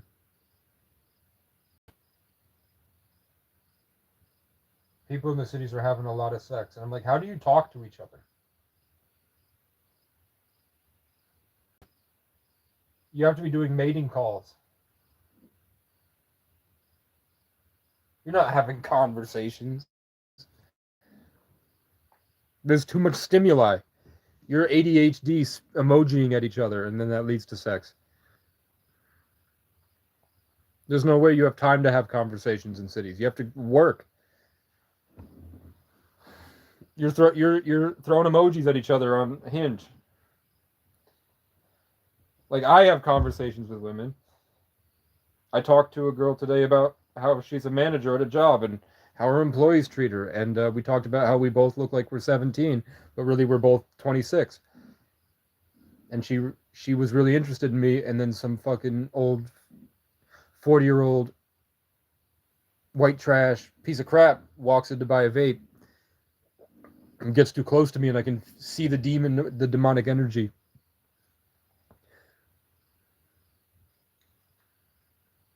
And then I go to another store, and there's another pretty girl there, and she likes me, and then we're talking, and as soon as we get into the vibe again, then like 6'5" huge black college athletes walk in, and then I saw her like recomputing because she was light skinned. Every time I get close, man. Foiled again by the intruders, who probably aren't even real. And what the fuck would I have to say on Hinge? Like, if I download Tinder, what would I even say?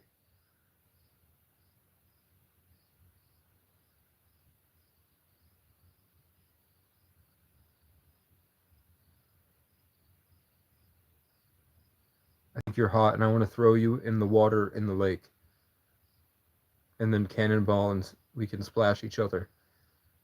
And then I'll start a fire, and you can lay by the fire, and we can tell stories about our life. Also, my dick is 8 inches and can't fit in a toilet paper roll.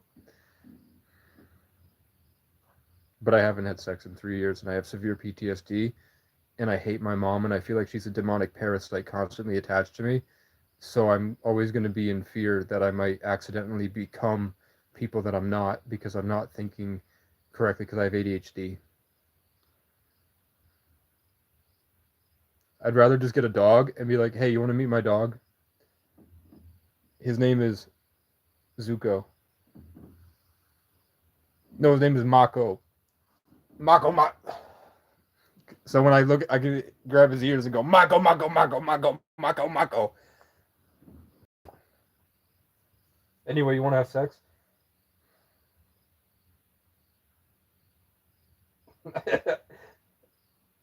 I think that's 2026 post brain injury and homeless Casey game. Before, like, I might eventually, if I get a second phone, I'll read my old Tinder stuff. I was a virtuoso. I was a savant, man, and I studied dating. I studied attraction. I studied people, and I was that before music. That was my art form, was conversations. That's why I naturally speak eloquently, and my vernacular is outstanding.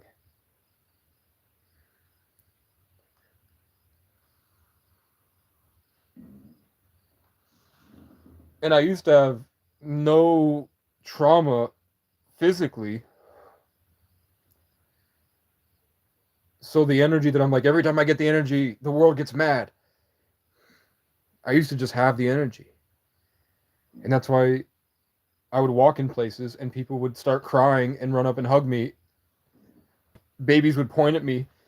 I have a picture of a sloth that tried to escape its enclosure just to hold my hand.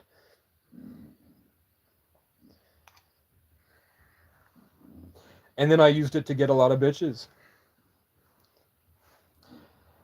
And then all the guys in the town got really mad and they fucking destroyed me. And now I'm messed up. And then I traveled around trying to fix it, and every time I fixed it, everyone got mad again. And now I look like this and I talk like this. I used to not be like this at all. I used to be so much different, man.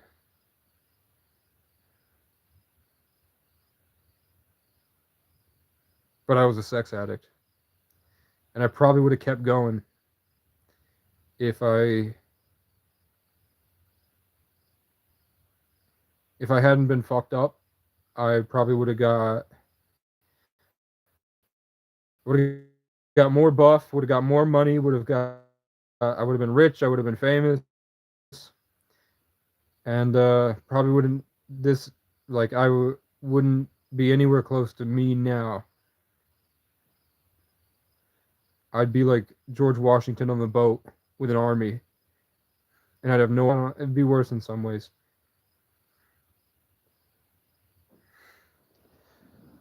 I appreciate the present moment a lot more now and I'm grateful for everything, and I move slowly and patiently, and I enjoy every bit of the process, even when I'm being spiritually raped by a dozen crows every morning. My experience is much better than when I felt empty inside and I only felt safe and complete after sex. And it had to be with somebody I thought I didn't deserve.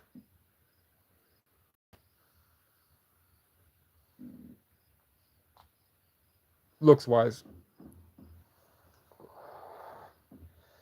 So then I became like a skilled hunter and I would go out, and that was accidentally manipulative. Like it was only manipulative. Like I would make it known that I was playing with them, I guess. Like flirting.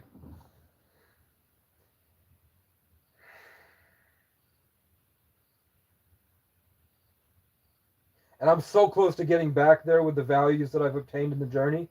It's going to be great. Once I can get to a higher level of functioning.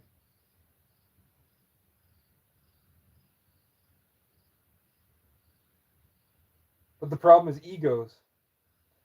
Because when I share my ideas with people in the physical world, not through the digital screen, and I share my ideas with people, I think it gets overwhelming for them and they ego battle me until I feel destroyed.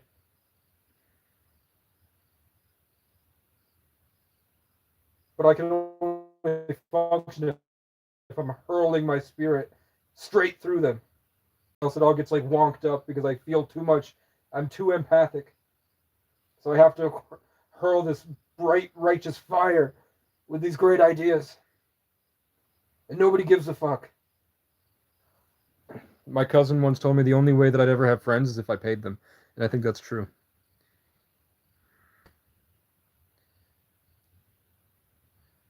Like my friend, the only way I would have friends really is how Gandalf has friends. Like you don't see Gandalf for like 2 years, and then he comes by for a weekend, and you're still are really good friends, but you don't speak. You didn't lead them on, no, because we're on an adventure, and I don't know about what's going to happen in the future, but we're here right now, and that's what matters. Like I'm not thinking about other people. I'm not thinking about, we're going to Richards and Ludlow, and then we're gonna go to the lake, hang out at the lake.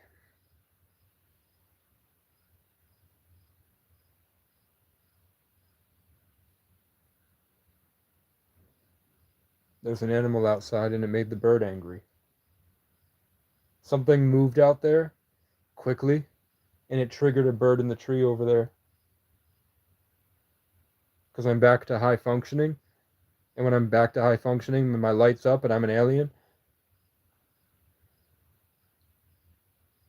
Reality sees me as an invasive species.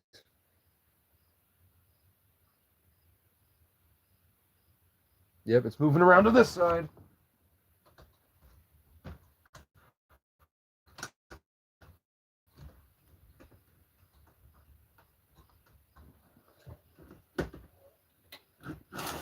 I discovered that there's a curtain. I discovered that there's blinds here.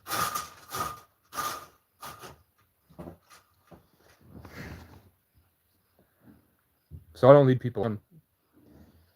Um, I did when I was 17 once to one girl, and she wanted to. After we had sex, she wanted to hold my hand in public, and I didn't want to do that, and I felt bad. Now I wish I had held her hand in public.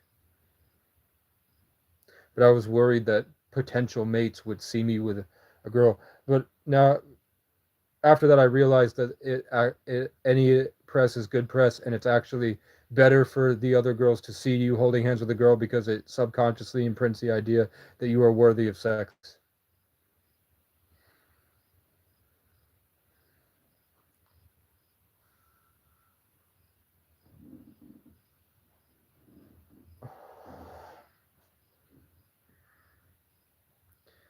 You know what happens to ladies that get led on by players? Yeah, because I had a brain injury and my girlfriend would cheat on me all the time. And then later she was like, we weren't even dating. And I was like, you were writing me love letters about how much you love me and what our kids are going to be like. And then a year goes by and you tell me we weren't even dating.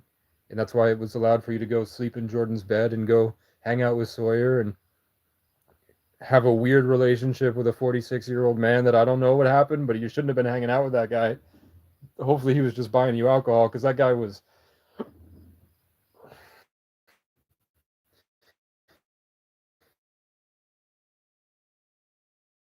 I could see both from both the two hook up with her ex, who looked like he had Down syndrome, but he stuck his finger in her butt and I didn't. And he was 20 when, and she was 20 and I was 16.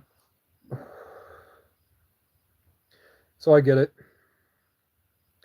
But at the same time, the girls that are led on by players are leading on three other people on their phone.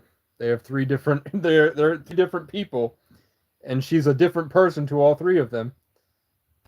And the three guys don't know about each other, and they're all thinking they're in a TV show love story with her, and she's like fucking Ursula from My Little Mermaid with all the tentacles. Like, you got what you deserve, bitch.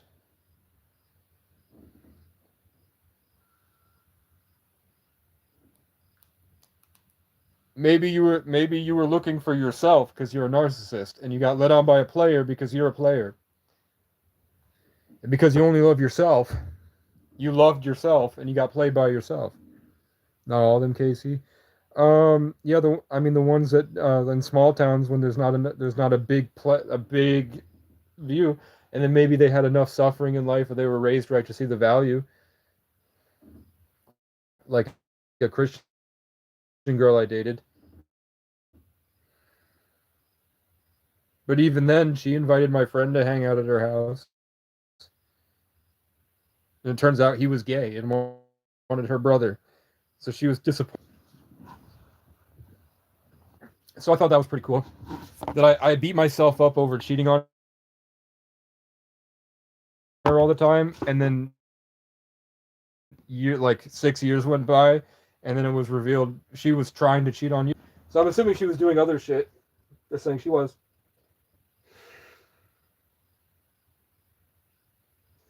The only reason I wasn't good enough was because I didn't have enough.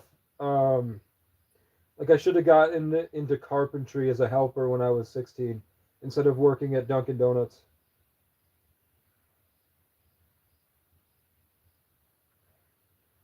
Like I think if I got into carpentry and started hunting and fishing and had a truck and had a life, I don't think she would have had time to cheat really, because we would have been doing a lot of stuff. But instead, I was always working at Dunkin', or I would be at home, and I didn't talk to people on my phone because I didn't like phones.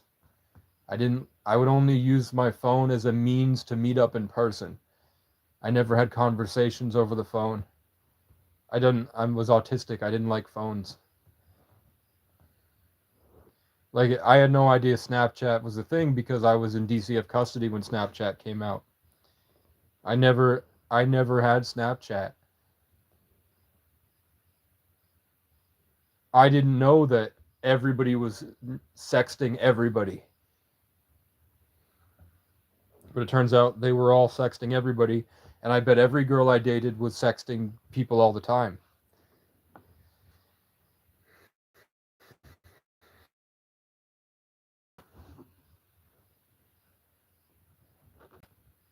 Now that I'm an adult, I'm hearing that all the like my state is full of wealthy, pretty girls, and they're telling me they're very easy and they're hooking up with everybody and everybody's fucking everybody. And I'm like, I don't know where these people are fucking because I don't see them anywhere. Like, why would I sleep with somebody who's sleeping with three other people?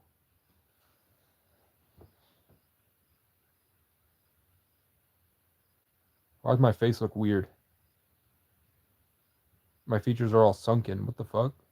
I look like a potato. There's an owl freaking out. Baya? What up, Baya? We're talking about. Are you God? I might be. I think I'm the messenger, and aliens have done something with my birth and my conception and my upbringing as a child, and they're telling the world that I will be the one.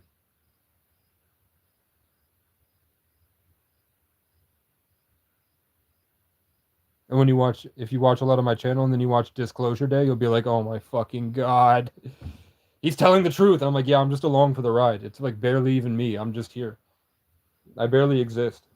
I exist just to suffer and run around with my head cut off, trying to find a way to make my songs."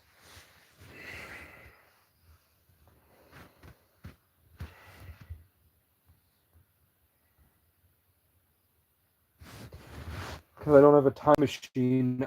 I'm unhappy with how my exes turned out. So I don't even want my exes. I'd rather just have the memories from when we were 17. Like at this point, I wouldn't like if my exes showed up. I wouldn't. I'd probably still let them in, but I don't think I would.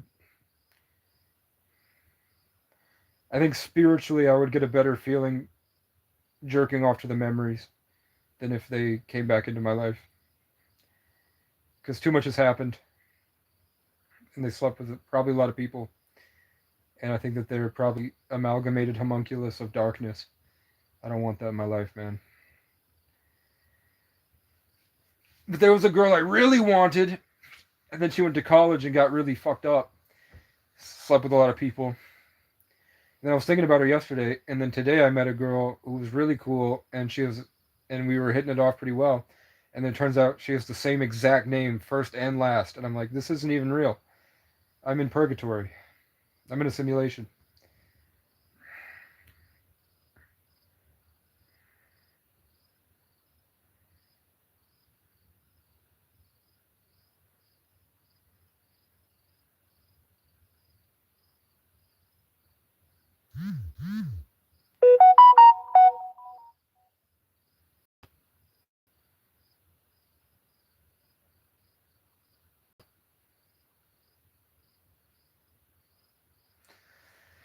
Low down, dirty dog. Who do you love now?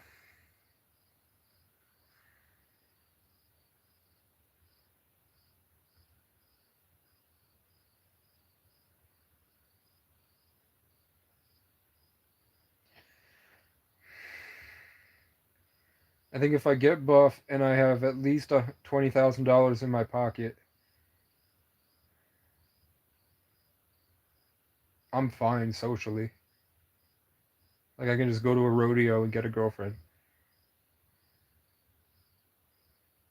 I'm more interested in making songs, but I worry that years from now I'll look back and be like, my youth is over.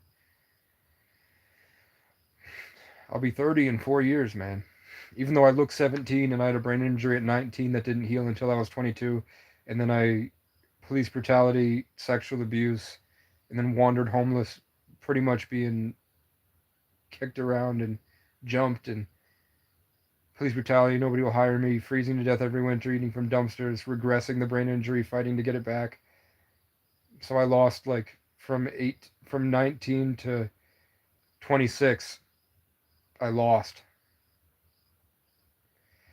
So people say, even like I've had a long conversation with therapists and a long conversation with AI, and they said no, it doesn't really matter. It's my life. If I want to just say that I'm 20 and I was in a coma for 7 years, in the grand scheme of things, who cares? Because I am pretty much 20. I was in a groundhog day of suffering out of my mind for 7 years, slowly getting better, working, fighting to get better, and then getting kicked back. So I'm just gonna say I'm 20. I'm gonna act like I'm 20. I'm gonna apprentice places like I'm 20. I'm gonna treat life like I'm 20 and just start over.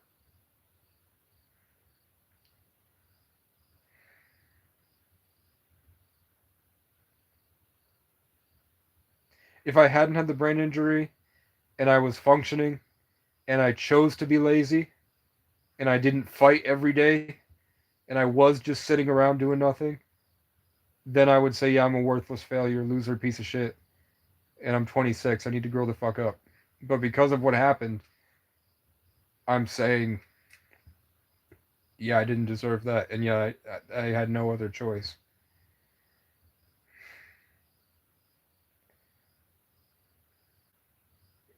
Because realistically, if I did go out to a city after, like, if I at least before 2022, when my mom lied to the police and filed an RFA just to bait me into giving me a felony, and then trying to leverage that for money from grandpa and social validation because she lives completely alone and is addicted to heart reacts.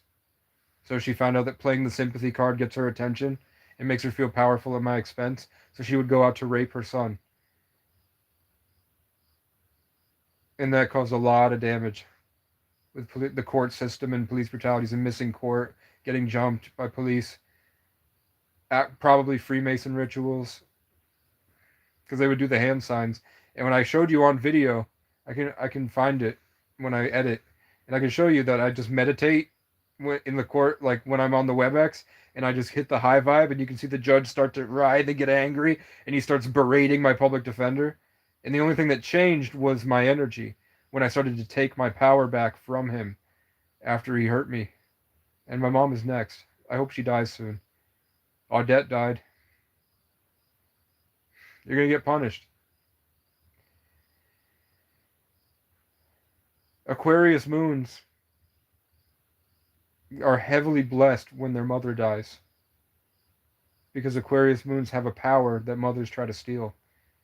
It happens so much that it's just written in every astrology group that Aquarius moons have that, where their moms tries to abuse them for their power, taking advantage of their emotional wealth because they're jealous.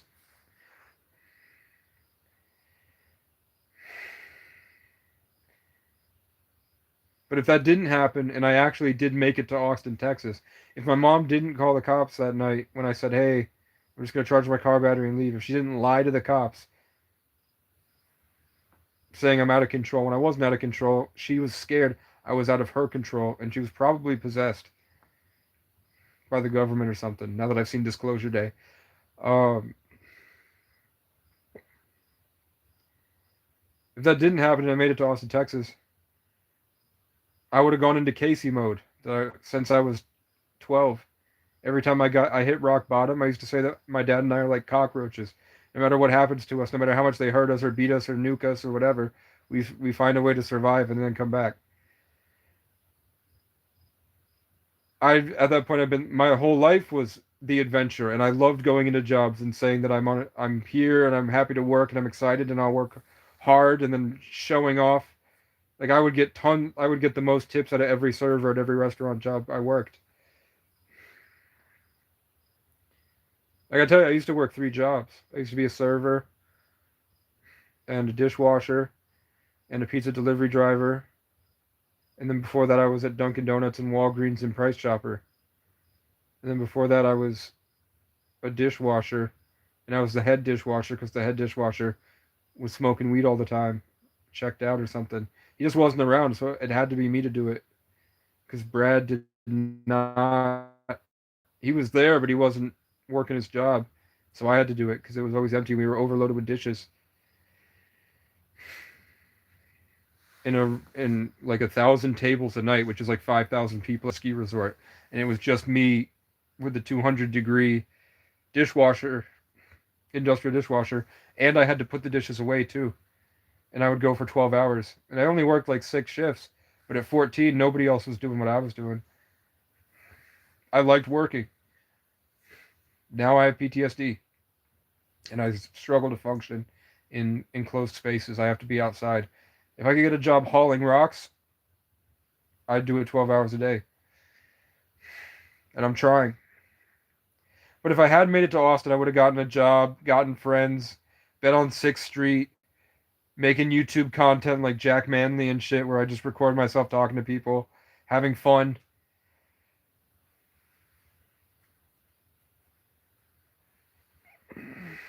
But I'm also kind of glad.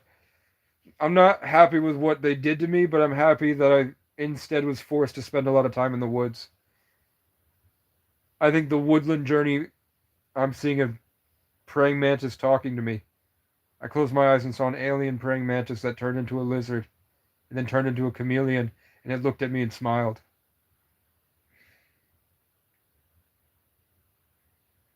That was weird. Just when I scratched my eye like this, all of a sudden I saw it floating above me in the ethers. A praying mantis that turned into a lizard, and then it turned into a chameleon, and then looked me in the eyes. A shapeshifter? Is that the entities they call shapeshifters?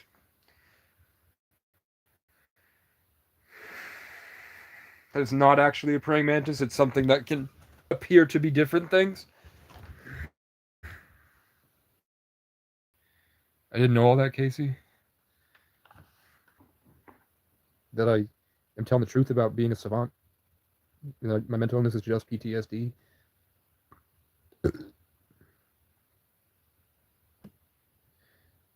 From junior year on, I worked more than one job, and I was in school, and I was having relationships and hitting the gym and making music. The only reason I didn't graduate with a 4.0 is because I didn't care. I made music instead.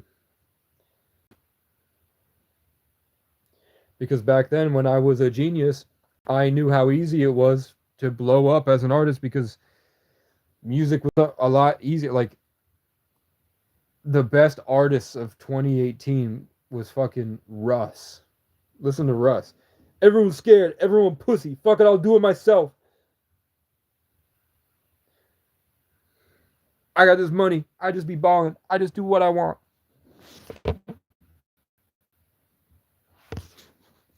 I put on a chain, go and talk to girls at the mall.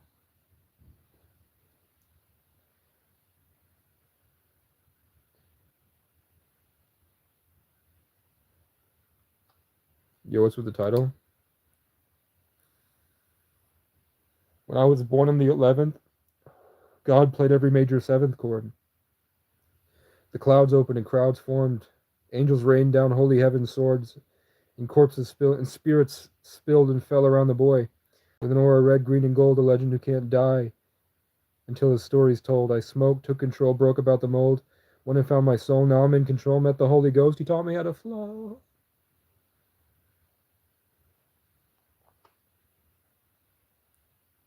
All you losers are useless. I just made a porn. They're paying to view it. You're fucking a fucking computer. Quit making your fucking excuses and just fucking do it. I'm sick of this shit. It's so stupid. You bitches are broke.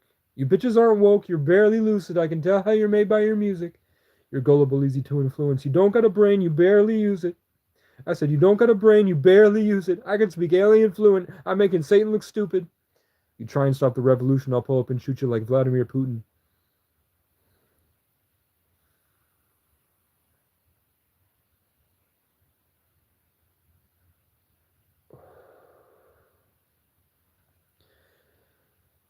Yeah, Pinkford. Since I got I was able to stay on this land. It took me. I got here probably March, right? So around the start of May. For those 2 months, it took every single noise that I heard. I would lose myself completely, and I'd get stuck in that I'm gonna have to. Every loud noise I heard, I thought somebody was either gonna come trying to confront me, find a way to kick me off the property, jump me, rape me, anything. Just because I've been so accustomed to just at any moment, people would try. And they always tried to, right? It would take me months to feel comfortable out there, and then as soon as I felt comfortable, they would show up.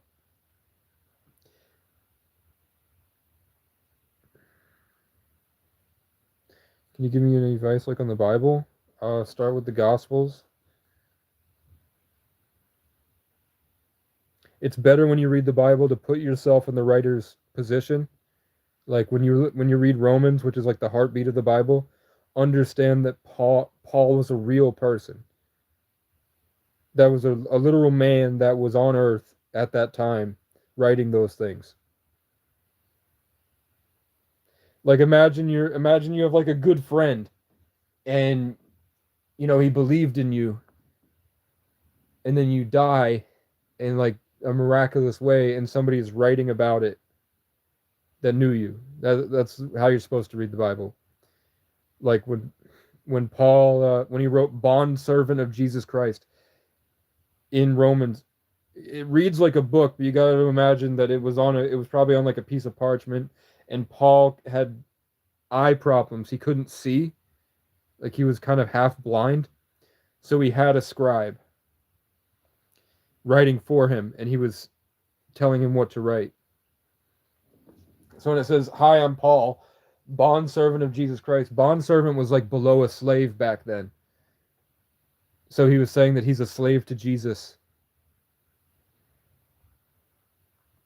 They're like that. That's a fucking cool guy. He was like, "Hey, I'm Paul." Jesus was like you know, Jesus was a dude, and we really like the guy, and we believe in him. So I was like, I think it was a more bittersweet thing, you know. That's how you have to read the Bible, and then you have to try to figure out, what they were really saying, and you have to then the more you read it, the more you're able to see God's hand and how it spanned over time, and how you saw that you can see that they were divinely inspired to write those things, and they only wrote a lot of it divinely inspired. So then as you read it, and you'd have long conversations about God with people who are really into it, that's where two or more gathered in my name happens, where the scripture starts to come into the brain of the person you're talking to, and it's not even them saying it, and they'll usually tell you that it's not them saying it. It's spirit that's seeing you, even though the person you're speaking to can't see you, doesn't understand what's happening to you spiritually. God does, and God is speaking through that person at you, and that they'll start throwing out scripture that addresses what equations are going on, trying to coalesce. And the more you read of the Bible, the more hidden keys that you don't realize are actually parts of a bigger equation. The equation happens, and then you can read between the lines. It's hidden code. It seems like it's full of boring stuff, but then it starts to click. And I don't know if I fully believe it. I believe in aliens because I see aliens. I've seen what I think is Jesus twice. Like truly, truly seen him twice. And I've seen a lot of things that seem like they are kind of close to Jesus a few times. But I can ask the universe for a bird right to left if I'm on the right path, and then a herd of deer will jump in front of the car, then two eagles will, yeah, and then a flock of turkeys all at once. Or I'll be like, "Can I please get it? Nature, please give me a sign. If I should work at this place, give me just something obvious." And then I'll see a crow, and I'm like, "It can't be a crow. Give me something big and obvious." And then a bear runs out of the woods, sprints, stops in the road, turns around, looks at me, moves a little bit to the right, looks back at me to make sure I know, hey, I'm moving. I'm moving, so it's right to left for you. Do you get it? And then it just takes off back into the woods. But as far as Jesus goes, one time I did acid at 14, and my consciousness opened, and I saw buzzing while we were driving 80 down the freeway to Massachusetts to the Big E.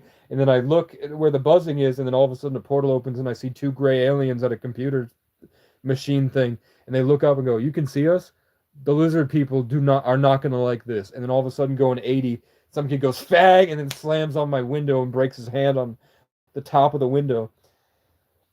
And then I get to the Big E, and then I see something that looks like Jesus. It's like the personification of Jesus, but he's like in and out of reality, and only I can see him, and everyone else is just, they look like they're completely condemned, trapped in darkness, and I'm just free, and I can see that nobody else is free, and that I'm not human, I'm something different.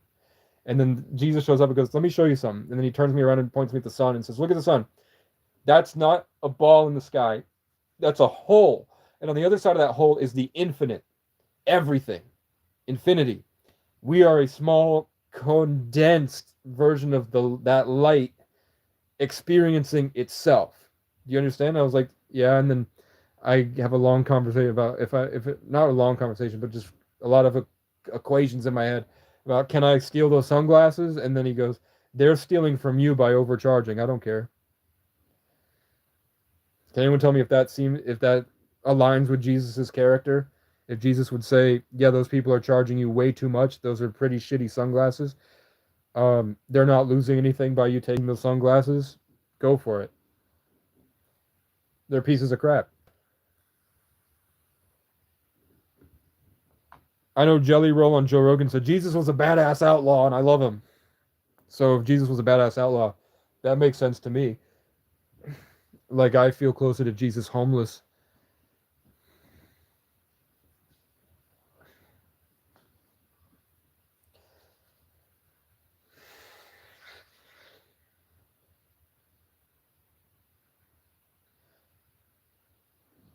The thing that made the church really mad was explaining them my story in life and how everything clicks. That I went to West Virginia, a guy named Frank kidnapped me and took me up a hill, and I met two Brians, and I live with a Brian whose last name means Green Mountain, and he's on the top of a hill overlooking a small town, and his cousin's the mayor, and Brian means a castle on a hill, and his last name means Green Mountain. He's the only house at that level because they got it hundreds of years ago, and then you're no longer allowed to build it there. And then eventually, I guess from helping the family, they eventually started a landscaping company that the initials are KC. And then I went back and spent a lot of time with someone I call my little brother, whose dad's name is Ray. His middle name is Ray. We used to fight over a girl named Ray. I ended up dating a girl named Brianna, who goes by Ray because her middle name is Ray. And then I leave, and then on my birthday, I'm taking a picture of Casey Road. I had to turn around McNeil Road. As I'm taking a picture of Casey Road, Ray McNeil in Brattleboro dies in his house. They burn his town or his bar, and then all the native tribes in the country threw a parade for him. And then I saw that parade when I was at McNeil in Shelburne, homeless. And then my car broke down in 2024, and I had a Kundalini awakening, and then a guy ran in and tried to kill me with a baton. I fought him off, and then the whole town came against me, and the only people that helped me was a girl named Casey, whose brother's name is Dan, and I'm Casey. My sister's name is Danielle, and then a guy named Ray, who's a deacon of a church. And his thrift store is a play on the word about, like, gossip, because like the gossip around town is you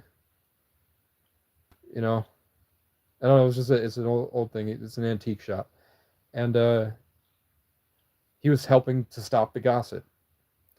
And then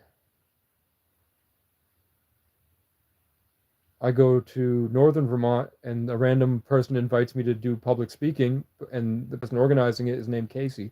My car gets stuck in the snow, and I have to call Ray, who has a tow company. Another time, I was in Milton, and a girl at a church named Casey, Cassandra Clarkson, like her last name started with C. I don't remember, but her first name was Cassandra. KC gives me money. My car breaks down. I have to call another guy named Ray, who had a tow company. And then I go to a church, and I ask if I could stay in their parking lot. They give me permission. Eventually, we start a parking lot program for homeless people, but they were mad that all my stuff was just out in their field. So I needed to get a shed, and after 3 months of looking, somebody named KC on Facebook gives me a shed. And then I found out that the cop's name that was mad and pressuring the church was named Ray. Then I go all the way out to Tupper Lake, and I finally get somebody that will employ me with my record, and her name is Casey, and then I sleep behind Ray's Liquor. And then in 2023, Kai Cenat met Ray, KC3 met Ray, Kurt Kaz was dating a girl named Ray, Kurt Kaz Conquest, Casey Rocket blew up and was the golden star of the year for Kill Tony. And the next year was Adam, Casey's and Ray's and Brian's. And my dad's name is Gary. And the first episode of Shameless I ever saw was when Casey Kasdan gets taken by Debbie Gallagher, who's Frank's daughter. And then Frank's kids have to return Casey to his dad, Gary Kasdan. And it'll all make sense when you watch Disclosure Day.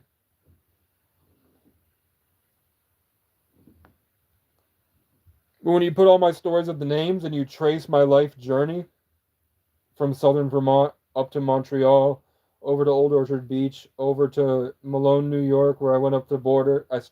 Drove through the border, outdrove the police, and then lived in Montreal. And then the routes when I went out to Boston and New York and West Virginia and Phoenix and LA.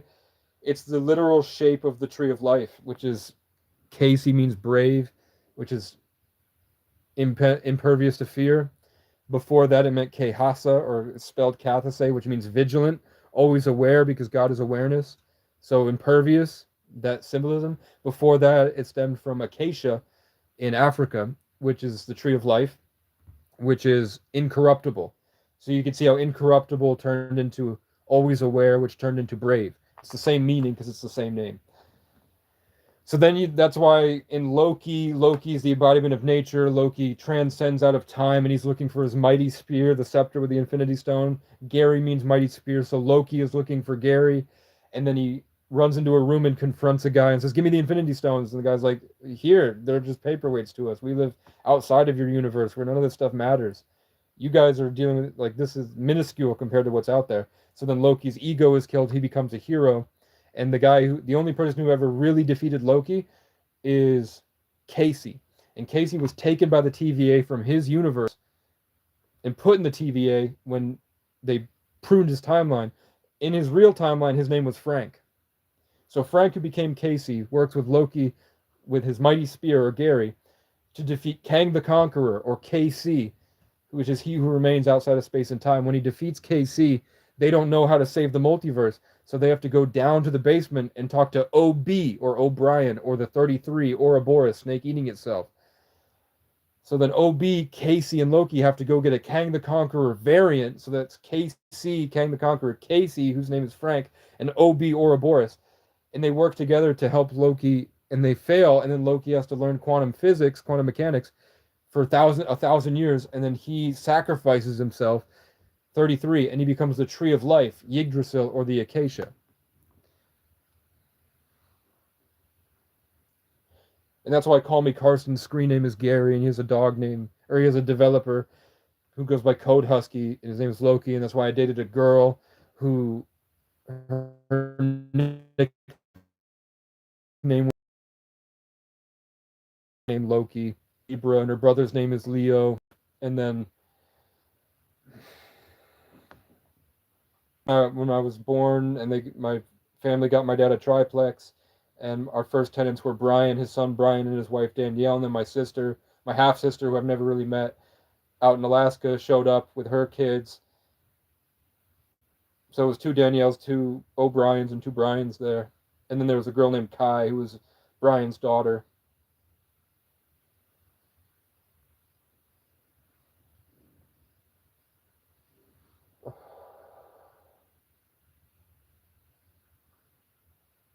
And that's why Candace Owens, or CO, had to go up against Erica Kirk because of Charlie Kirk's death, or CK.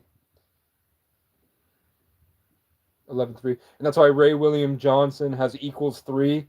If K is the 11th letter and C is the 3rd letter, KC equals 3. Ray William Johnson equals 3 is 11 sideways.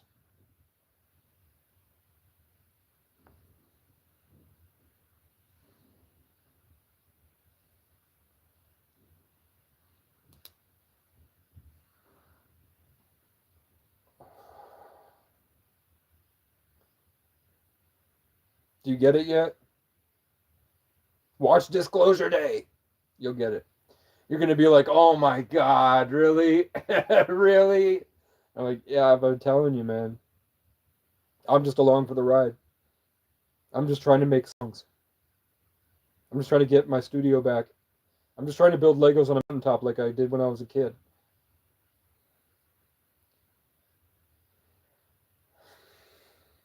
I would give it all away for a day to be 8 building Legos with my dad. Before the police took his brain and the wealthy whites took everything we had. This one's for the pain, tell the world I'm not afraid. Every time they cut me out, I came back and put the 2 straight through their face. I am something ancient, only came to break my people from their chains.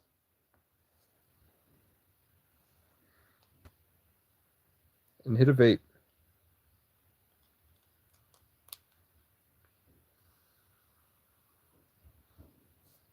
And that's why when I got to this property, the first person who showed up, his name is Ray, and he's with the Knights of Columbus, so they wear shirts that say KC on them. That's why the first church I went to, and I was explaining the names, and nobody believed me. And then the deacon of the church, whose name is Brian, walked in and goes, "Hi, I'm Brian." Right when I'm explaining all the Brians in my life, he came in the church, so we had no idea what we were talking about because he was outside, and he wasn't even there. He showed up as I was explaining it, pulled in and walked in. And that's why I got invited to work at a carnival ride, and then because someone called out last minute and they offered to pay me mileage, so I drive all the way down there 2 hours. And my coworkers' names are Frank, Kai, and Brian. Then I'm driving all the way back, and I'm thinking about building a stone monastery, and then I see a stone place, and then I go in, and then a guy named Sean takes me, and his last name means the same thing Brian does. He takes me deep into the stone quarry place, and he introduces me to their Mexican workers, which are Kai, Frank, and Brian.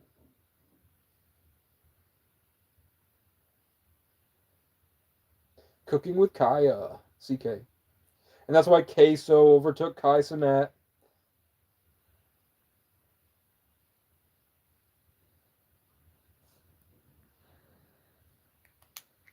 That's why Casey Neistat invented vlogging.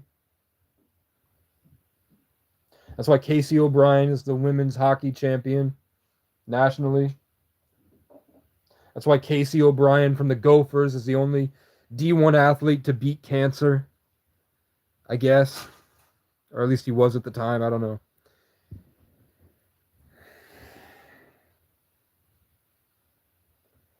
And that's why everywhere I go in the state, they call the cops because they see my name and they look at their list and see that Casey O'Brien is trespassed because there's another Casey O'Brien that's evil and he's running around causing trouble, selling a lot of heroin, and he has a bad rep. So they see my name and they think I'm that guy. So everywhere I go, it's like he caused a bunch of problems, and then I go and experience the judgment, and then I have to show them I'm not that guy. I'm this guy.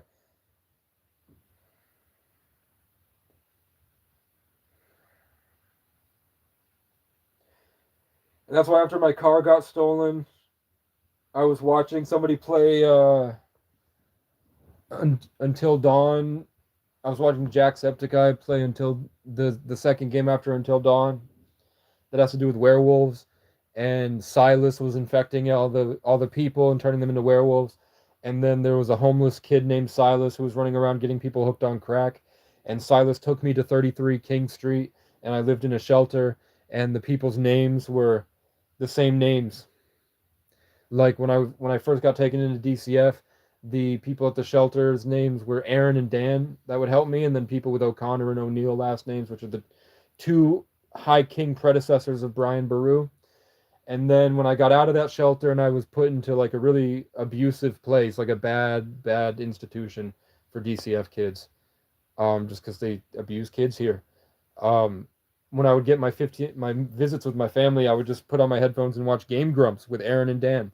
And then when I was at the King Street shelter at 23, Dan is the River Daniel and Aaron is AA or 11, but also Aaron is Ireland, and ERIN means Ireland. And Dan is also the extension of the Tuatha De Danann, which is the aliens that gave the Irish their spiritual enhancement, which makes them the true Israelites because they've had a war against them, and the Jews claim to be the true Israelites, and they say that they get their information from sleeping with the aliens back in the day. Good and bad Israelites. Um, but the people in the shelter in 23 was Aaron and a girl named River. Because my life isn't real. It's a book of the Bible. And I just had to be here to do that. So am I God? I don't know. That's why the message of today that I keep trying to say is, do you think Jesus had amnesia? When did Jesus find out he was God? And then maybe the point is that this is like a chain reaction, like paradise coming in to enhance the frequency of the realm that we're inside to get us closer to God. And paradise is ruled by the tree of life, or the acacia, or the Casey. Maybe that's all these different Caseys are just branches of that tree. And that's why the church was mad at me, because while the guy was getting inspired to tell me scripture, which was really helping me, suddenly I got inspired to say, do you think God just stopped making people like David? Or do you think that they just don't write about it anymore? After I explained to them and showed them proof. And I tried to show KC, the Knights of Columbus, I tried to show them that. They didn't believe me. They talked a bunch of shit about me. They walked around recording my car. They got in my face, like just right here in my face, screaming at me. And then a girl went to the prayer to pray at the cross, which is what it's here for. And they were all fighting over stealing the property from the owner and mad that I'm going to take the property from the owner. So then I walked up and talked to the girl who was there praying, which they wouldn't do. And that's the whole purpose of this place. And then I introduced everybody for Corpus Christi, and she goes, "Hi, I'm Christy," and they all go away.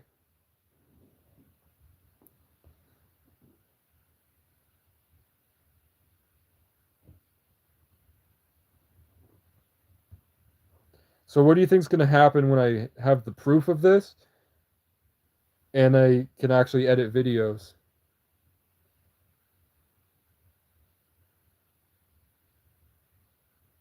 But you are allowed to have vision for people like me? I don't know what that means. Then you spelled it wrong. But you are allowed to have vision for people like me. I don't, what do you mean people like you?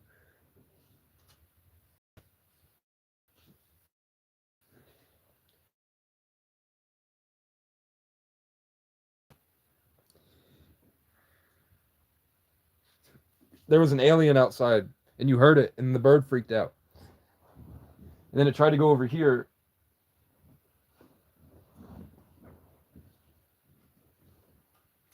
Aliens are just fucking around. Oh, I broke it. Whoops.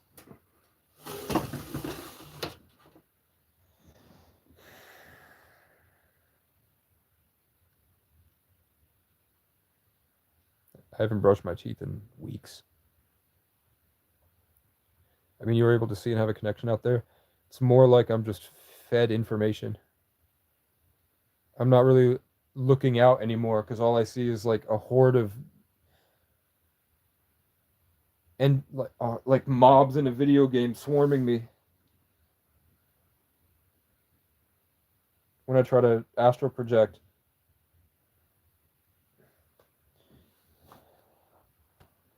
So it's more like I'm sitting here and then all of a sudden I'm attached to something that like strings weave around me, and then the playing of the strings I can understand, like a violin. Like you can hear a violin when people go. I am just able to understand. Watch Disclosure Day. It's on 123 Movies 9. 123 Movies 9. Not 123 Movies, but 123 Movies 9.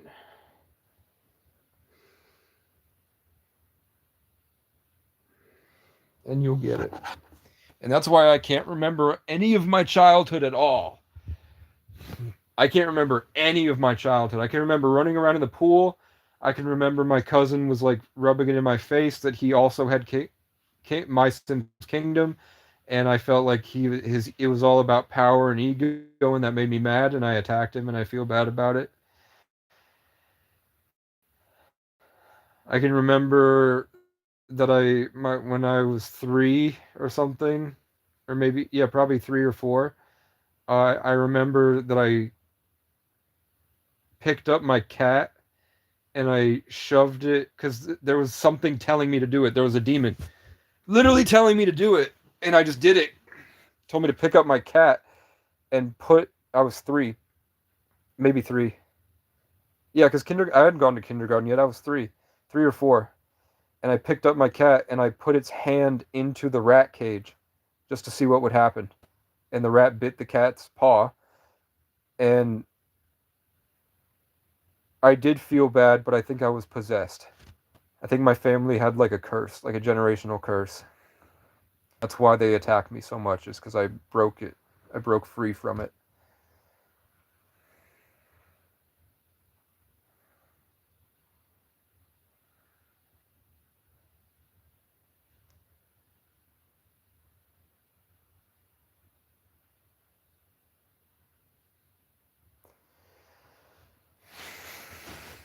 I don't need that to heal PTSD.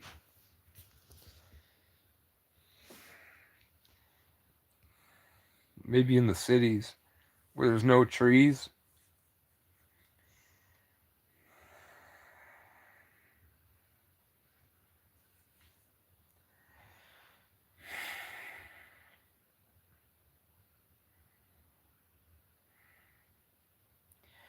I'm afraid to accept that I'm a giant light being floating outside of this realm.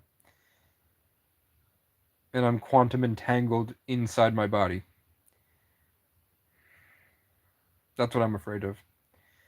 Because every time I got there, the world would attack me like I'm an invasive species. That's all I'm afraid of, is how the world responds to me when I'm free.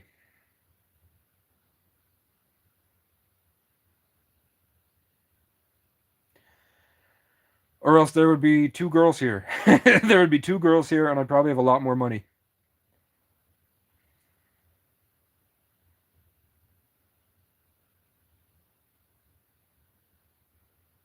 Like, I would have a big dog, a boat, 2 girlfriends, a nice SUV, and I'd be traveling around adventuring all day, live streaming my life as I go learn from monasteries and hang out with sloths and be a live streamer. But every time I get close to functioning like that, I'm like brutally attacked. And that I was in a vulnerable place with nothing and nobody, and it just kept coming and didn't stop. And eventually,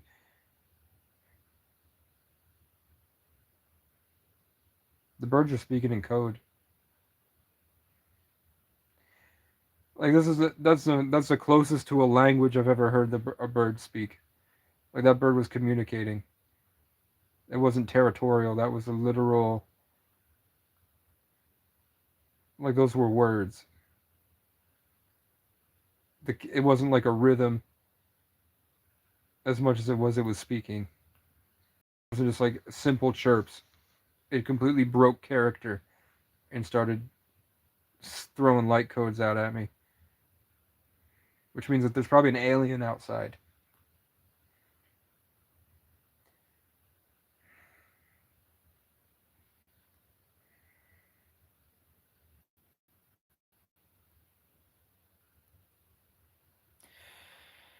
You get to see where I was before the injury and PTSD, and I am shocked and sad. That video was after, it was before, it was still, no.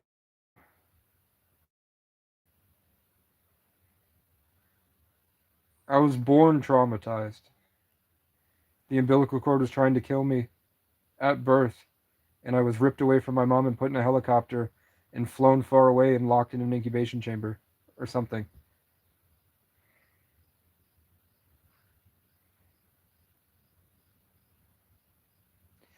And it shouldn't have been as traumatizing as it was, but I was 3. But my parents had a fight, and my dad wanted to take me to the video store to return Land Before Time, so I would be tired on the car ride, and I'd be able to go on the car ride. And I love car rides. All I do is drive. But my mom, who was evil, wanted me to just stay in the house with her, like how she called the police when I moved away and said he's out of control. Really, it was out of her control. But I'm sure back then it maybe wasn't that. But either way, my dad got mad. I was like, I'm fucking taking him anyway. Fuck you. And they started yelling at each other. And I hid behind the couch. And then my dad grabbed me, not hard, but just like led me out of the house and then put me in the car. And I accepted death. Like, I remember understanding as he's leading me into the car, I remember the realization that I'm a very old man and that I've been on Earth for a long time and that death is inevitable and that it's best to just accept that I'm going to die and that I could die at any moment and that my dad might crash because he's emotional. He probably won't crash, but there's a chance that he might crash, and to just prepare myself for that. And it was like my higher self was speaking to me and being like, "You are not a child. You are a very, very, very old man, and you're gonna have to deal with that. That you're going to die." And since then, I've never been a kid. I've been pretending to be a kid, gaslighting myself into pretending I'm a kid.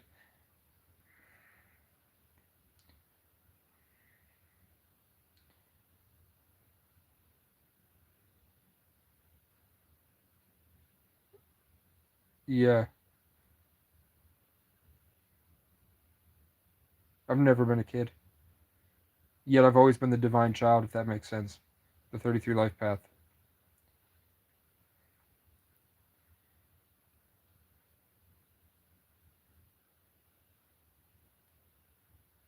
So that's why in the pictures of me is when I'm in the green pants and the red Grateful Dead shirt, and you can see I have that 1,000 mile stare, like I've been through 100 wars.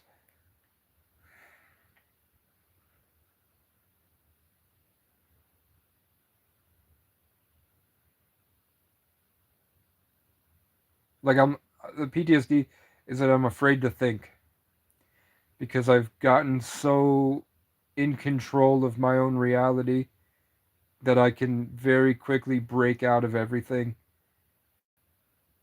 and the world responds as if I'm an invasive species.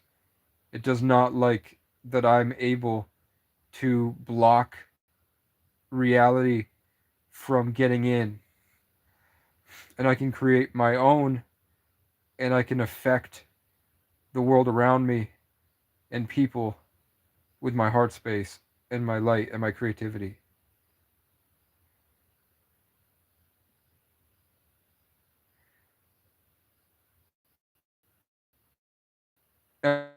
I've field tested it for years. I do that, it triggers police and cops will come to hurt me. They get triggered and they follow me. They do everything they can to rip it away, like stealing it will somehow get it for themselves. So they usually pull me over for nothing. If they can't get the energy, they rip me out of the car, throw me on the ground, put their knee against my head, or they tackle me, drag me through the carpet, mace me, tase me, cuff me, lock me in broom closets, molest me, or they rip open the tent, mace me, drag me through broken glass, try to break my wrist.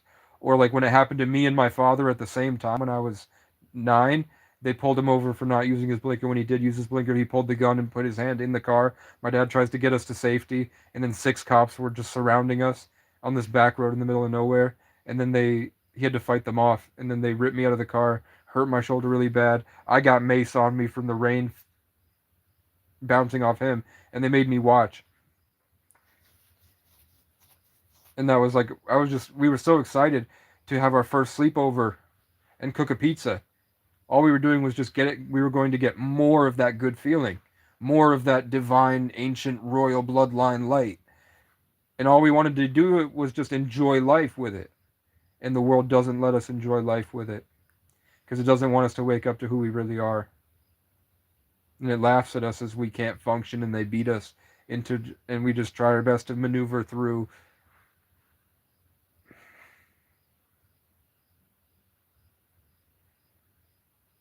But what I found is that when I do it, when I'm in, at least they'll never let me have it for myself. But when I would have sex with girls, I could give them the feeling.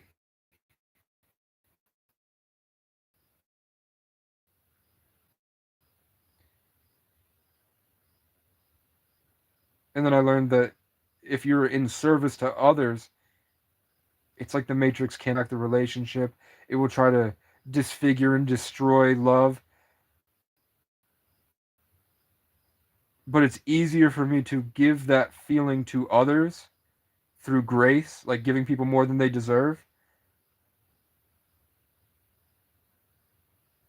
But I can give myself grace like that, and the world responds angry. And it's not a selfish thing. It's not about power or pride. But the world gets really mad when I do it. And I think probably because as a Ding Fire Rooster Day Master, my candle light lights all the other candles without trying, like a signal fire. That if I were to get there, which is really hard now, uh,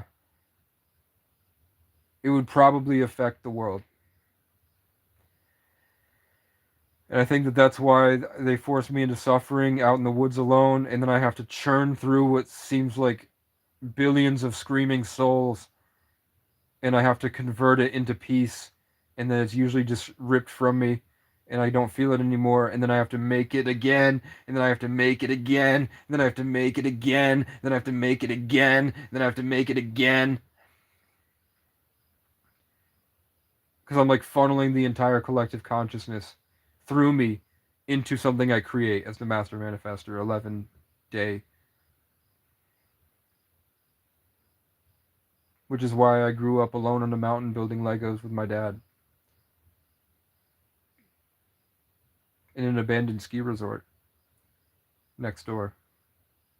At the end of a dirt road with nobody living on it. In luxury. When we were homeless, basically. We didn't have to work for any of that. The aliens or angels or something were trying to cement the feeling in my formative years to prepare me for what I'm about to do, what I'm doing, and what I'm going to do. And then they had to get, and then we had to go somewhere else. So then they burned it down and violently moved me the way I was violently kicked around until I got to this place.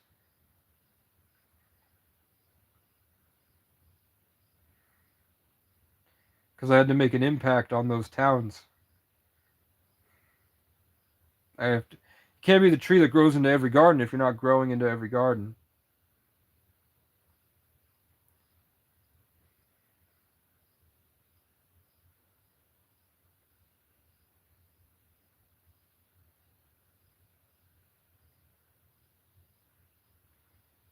When I lay here, the universe plays me songs.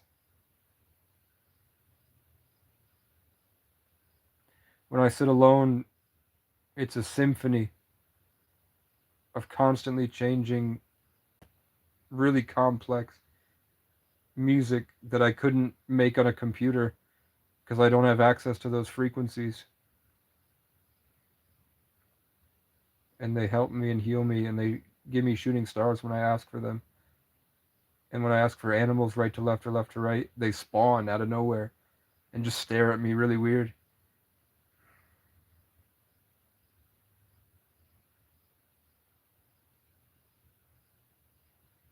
But I don't know what to do with that, so I'm trying my best. I gotta bench press. I gotta weights. I don't know when I'll ever get weights in the clamps for them, but I at least have a 45-pound bar. I'm trying to build a deck, trying to make it look cool. I'm gonna build an arbor. I have to go cut a bunch of deck boards, and I have to find a way to get a new battery because the battery, I got a nice deal on tools, but the battery's a dud. So I have to get a new battery.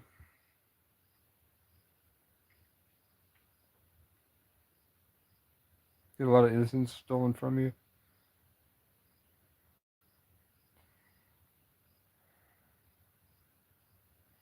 I never had innocence because I had empathy.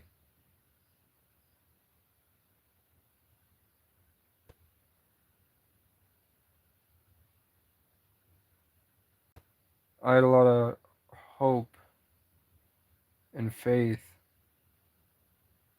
stolen or destroyed. And then they couldn't stop me, so they took my brain. So I couldn't function, I couldn't move, couldn't speak. But that taught me how to make songs. So,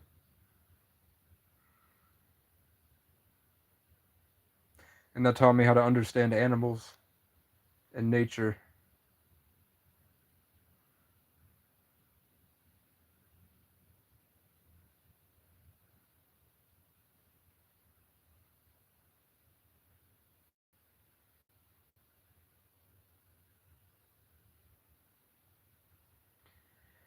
All the things,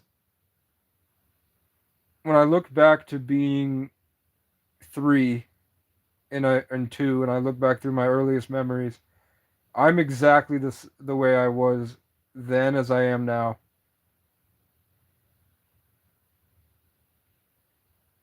My communication is fucked up. but my consciousness is the same.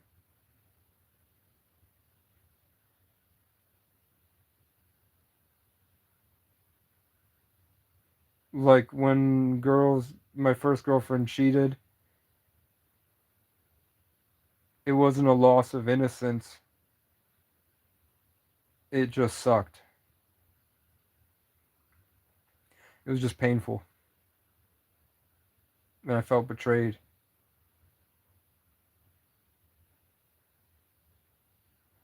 But it wasn't a new feeling.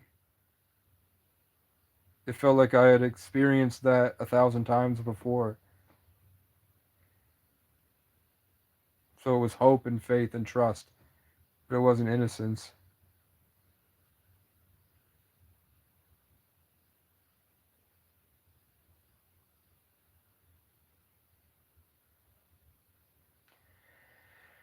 I guess the loss of innocence would be when I was in Miami and I went out there to meet my childhood hero who taught me social skills up through YouTube, and they kicked me out because I had already had the brain damage, I guess, and I wasn't socially adept at that point. I outperformed everybody on South Beach in front of him.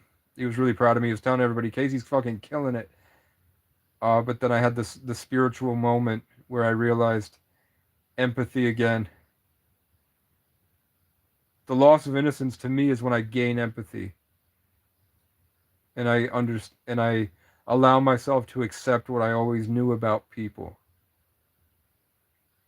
So it's not really innocence as much as it's gaslighting myself into believing the world is better than it is.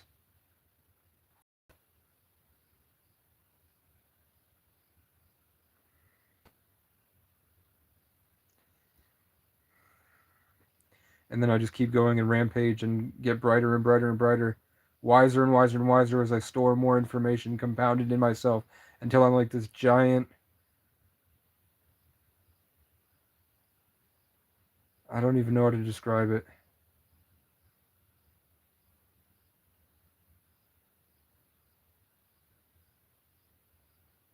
But when I'm tuning into it, all of a sudden there's noises like tapping on the door out there, and then the frequency just changed, really loud ringing and light, almost like a tentacle of light reaching in as something is tapping on the door over there. As I'm trying to wake up and tune into my true self, which is some type of God. I don't know.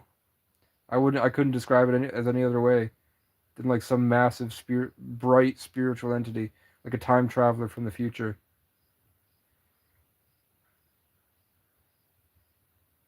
Evolved, they're saying.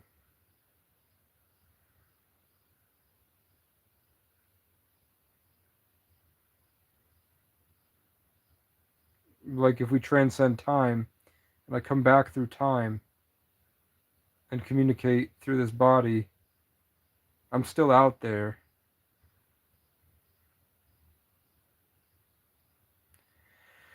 The entire room shifted to the right and pushed my head in, and it hurt. And I said, that's not the way it is.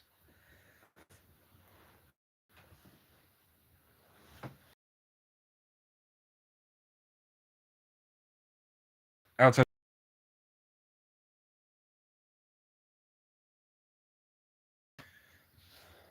I'm suddenly reaching for my vape, and I feel pain in my chest. Is that demonic possession? And now I'm hearing the song I'm working on playing in my brain. They said I could be a millionaire and live my whole life in the air, profit off of children's hearts and likes. But when I sat down in the room, my heroes sang a different tune, and all I saw was evil in their eyes. So you can keep your pretty lies and tears that look like crocodiles, sell it to somebody else.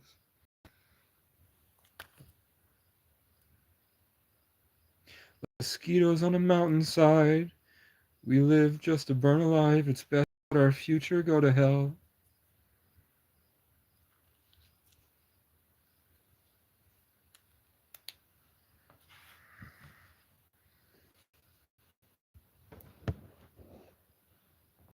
This whole thing, but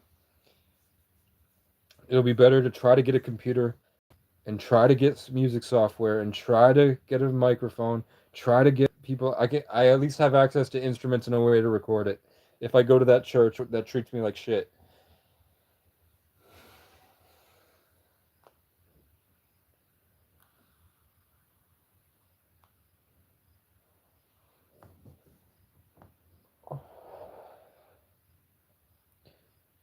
I'm really happy with the stuff that I make.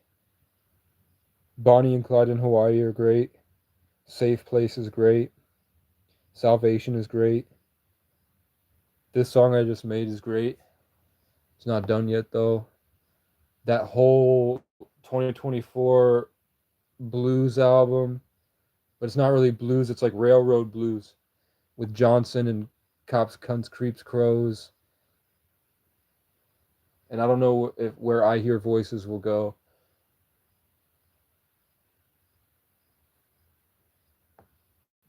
Ain't Life Sweet?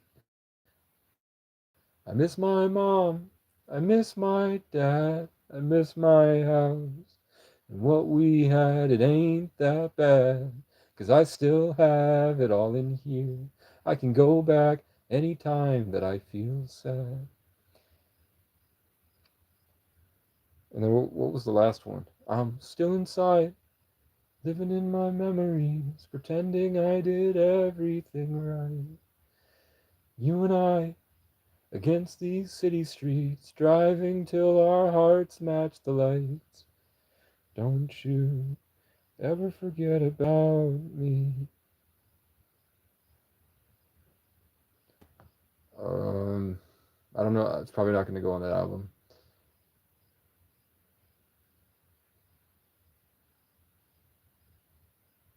I don't know where I'm going to put the Wild East.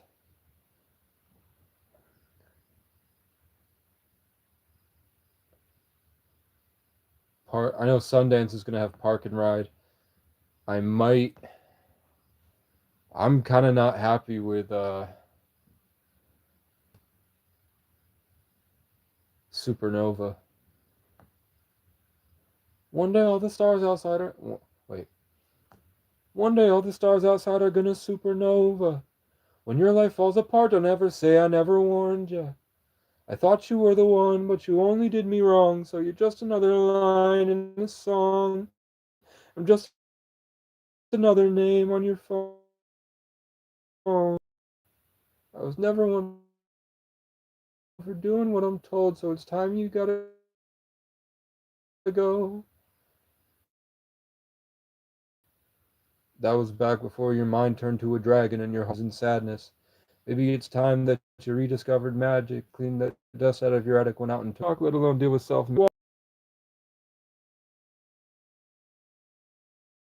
And you're ready. When your life falls apart, don't ever say I never warned you. I thought you were the one, but you only did me wrong. So you're just another line in a song, just another name on your phone. You can't stop the fire. We take over in the night when we riot. You can't stop the fire. We burn alive, shooting stars falling from the sky. Symphonize our hearts and our minds, and we're flying towards the light. You can't stop the fire. I wrote those years ago. I'm not I don't I like stuff a lot better now.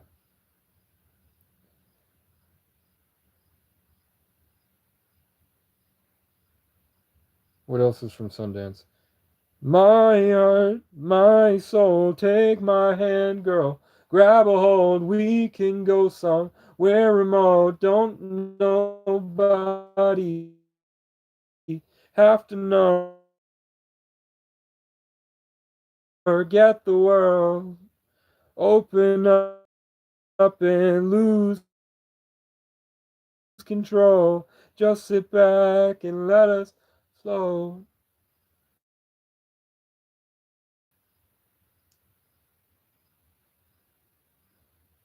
I went down that road all on my own, and I sent that shit as fast as it could go. Picked all of my people up and took them straight to heaven just to let them the Lord, and came back with. I worked so hard, fuck out of my park. Diamond man, I wish that I could show you, but you'd probably try to take it for your own, so I gotta let you go.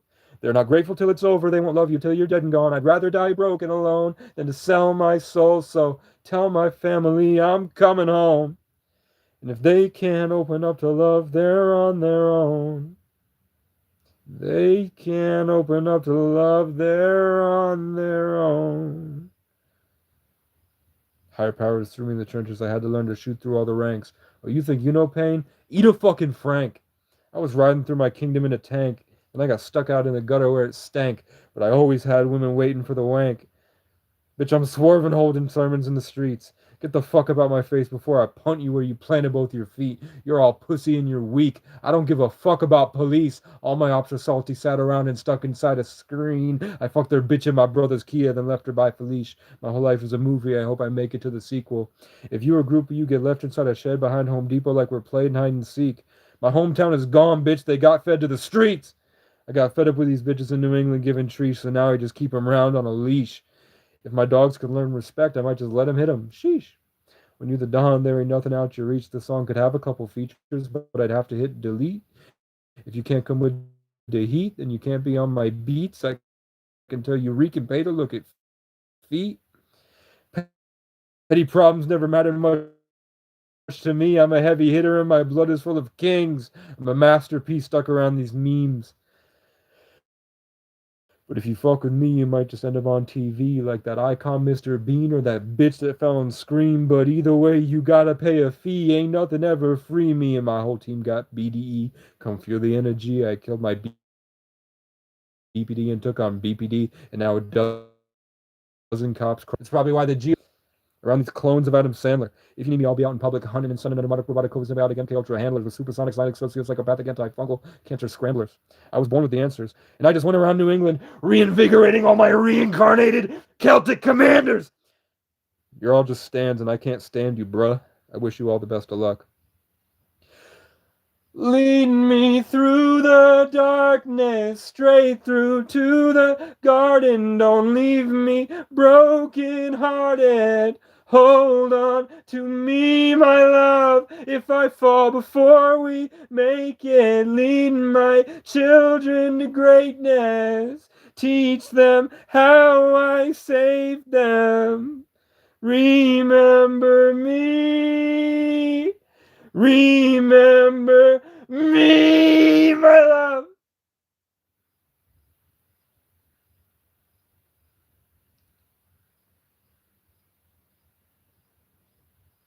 I knew I was destined for the limelight. I get high and fight back when the time's right. There's no way they could take away my mind's sight.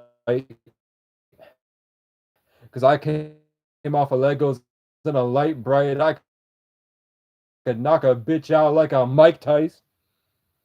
I said, I'll knock a bitch out like a Mike Vick. I got about 1,400 people bumping my shit. Get the fuck off my dick before I cancel you like Christmas. I've been on the front lines for a minute, psychologically killing these bitches. All of my women invested in fitness. I run a business investing in the holy mission of building a kingdom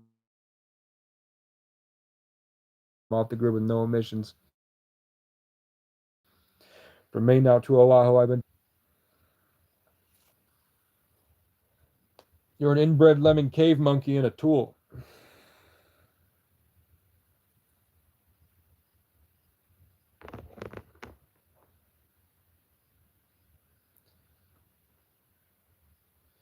Now I'm chilling with my feet up on the delta on a one-way trip to heaven. Check my text. My brother's struggle in my settlement, so I fell back just to free all of my fellas screaming stuck under the cellar. Fuck the lies that you've been telling and the pills that you've been selling. You ain't real, it's in your spelling. Your eyes tell me you're a hiding yellow belly and you're smelly. My whole flock is full of felons. And we're used to gutting pedos, so don't come inside my ghetto that I turned into a castle. I will kill you if I have to. I'm insane from years of battle. It turned me into an asshole. I was buried under trauma, then I crawled through all the callous, grabbed my hammer off the throne, tossed a chalice, ran and dove right off the balcony, and rode off on a dragon towards the ashes. My dad's blood is full of legend, and my mother's schizophrenic. Both are addicts. I was raised alone inside the mad. Tear your heart out, wear it around my neck to keep at bay the sadness.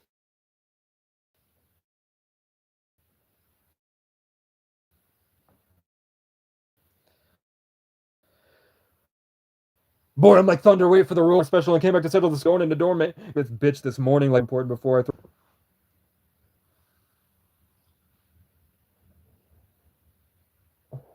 she out walking in a raincoat. I'm gonna drive right by in my Dodge. Trauma took the ore. I had to build it back out of Mod Podge. Can't afford another crappy conversation, so I just pull up at my friend's spot, sit back and let him put the money on the table. I don't entertain snakes, fakes, or lames with false fables because I'm getting to the money as quick as Usain Bolt never sold that cane, but I know that I'm able. So when I see him on that rooftop in that raincoat, I send a prayer for him. I know they took the stairs for it, fully aware that ain't nobody really caring. It's rare to be there for him, and they're still two-stepping in their Air Forces in the puddles. I don't want no trouble. But if you see me on the front lines with no umbrella, just know that I held it together and did it so y'all can feel something special.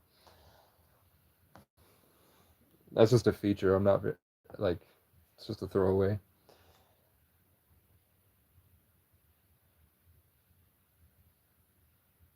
Pop off with the top off. We ain't got no roof. Higher powers took control in 2022. So then I broke about the kennel. Now we're on the loose. I put 100,000 hours in the stew, man. I hate to burst your bubble, boy. I cop a couple pounds and I flip it through my town. I've been known to shut it down when they try and take the crown. And they cannot catch a vibe. They've been stuck out of the sound.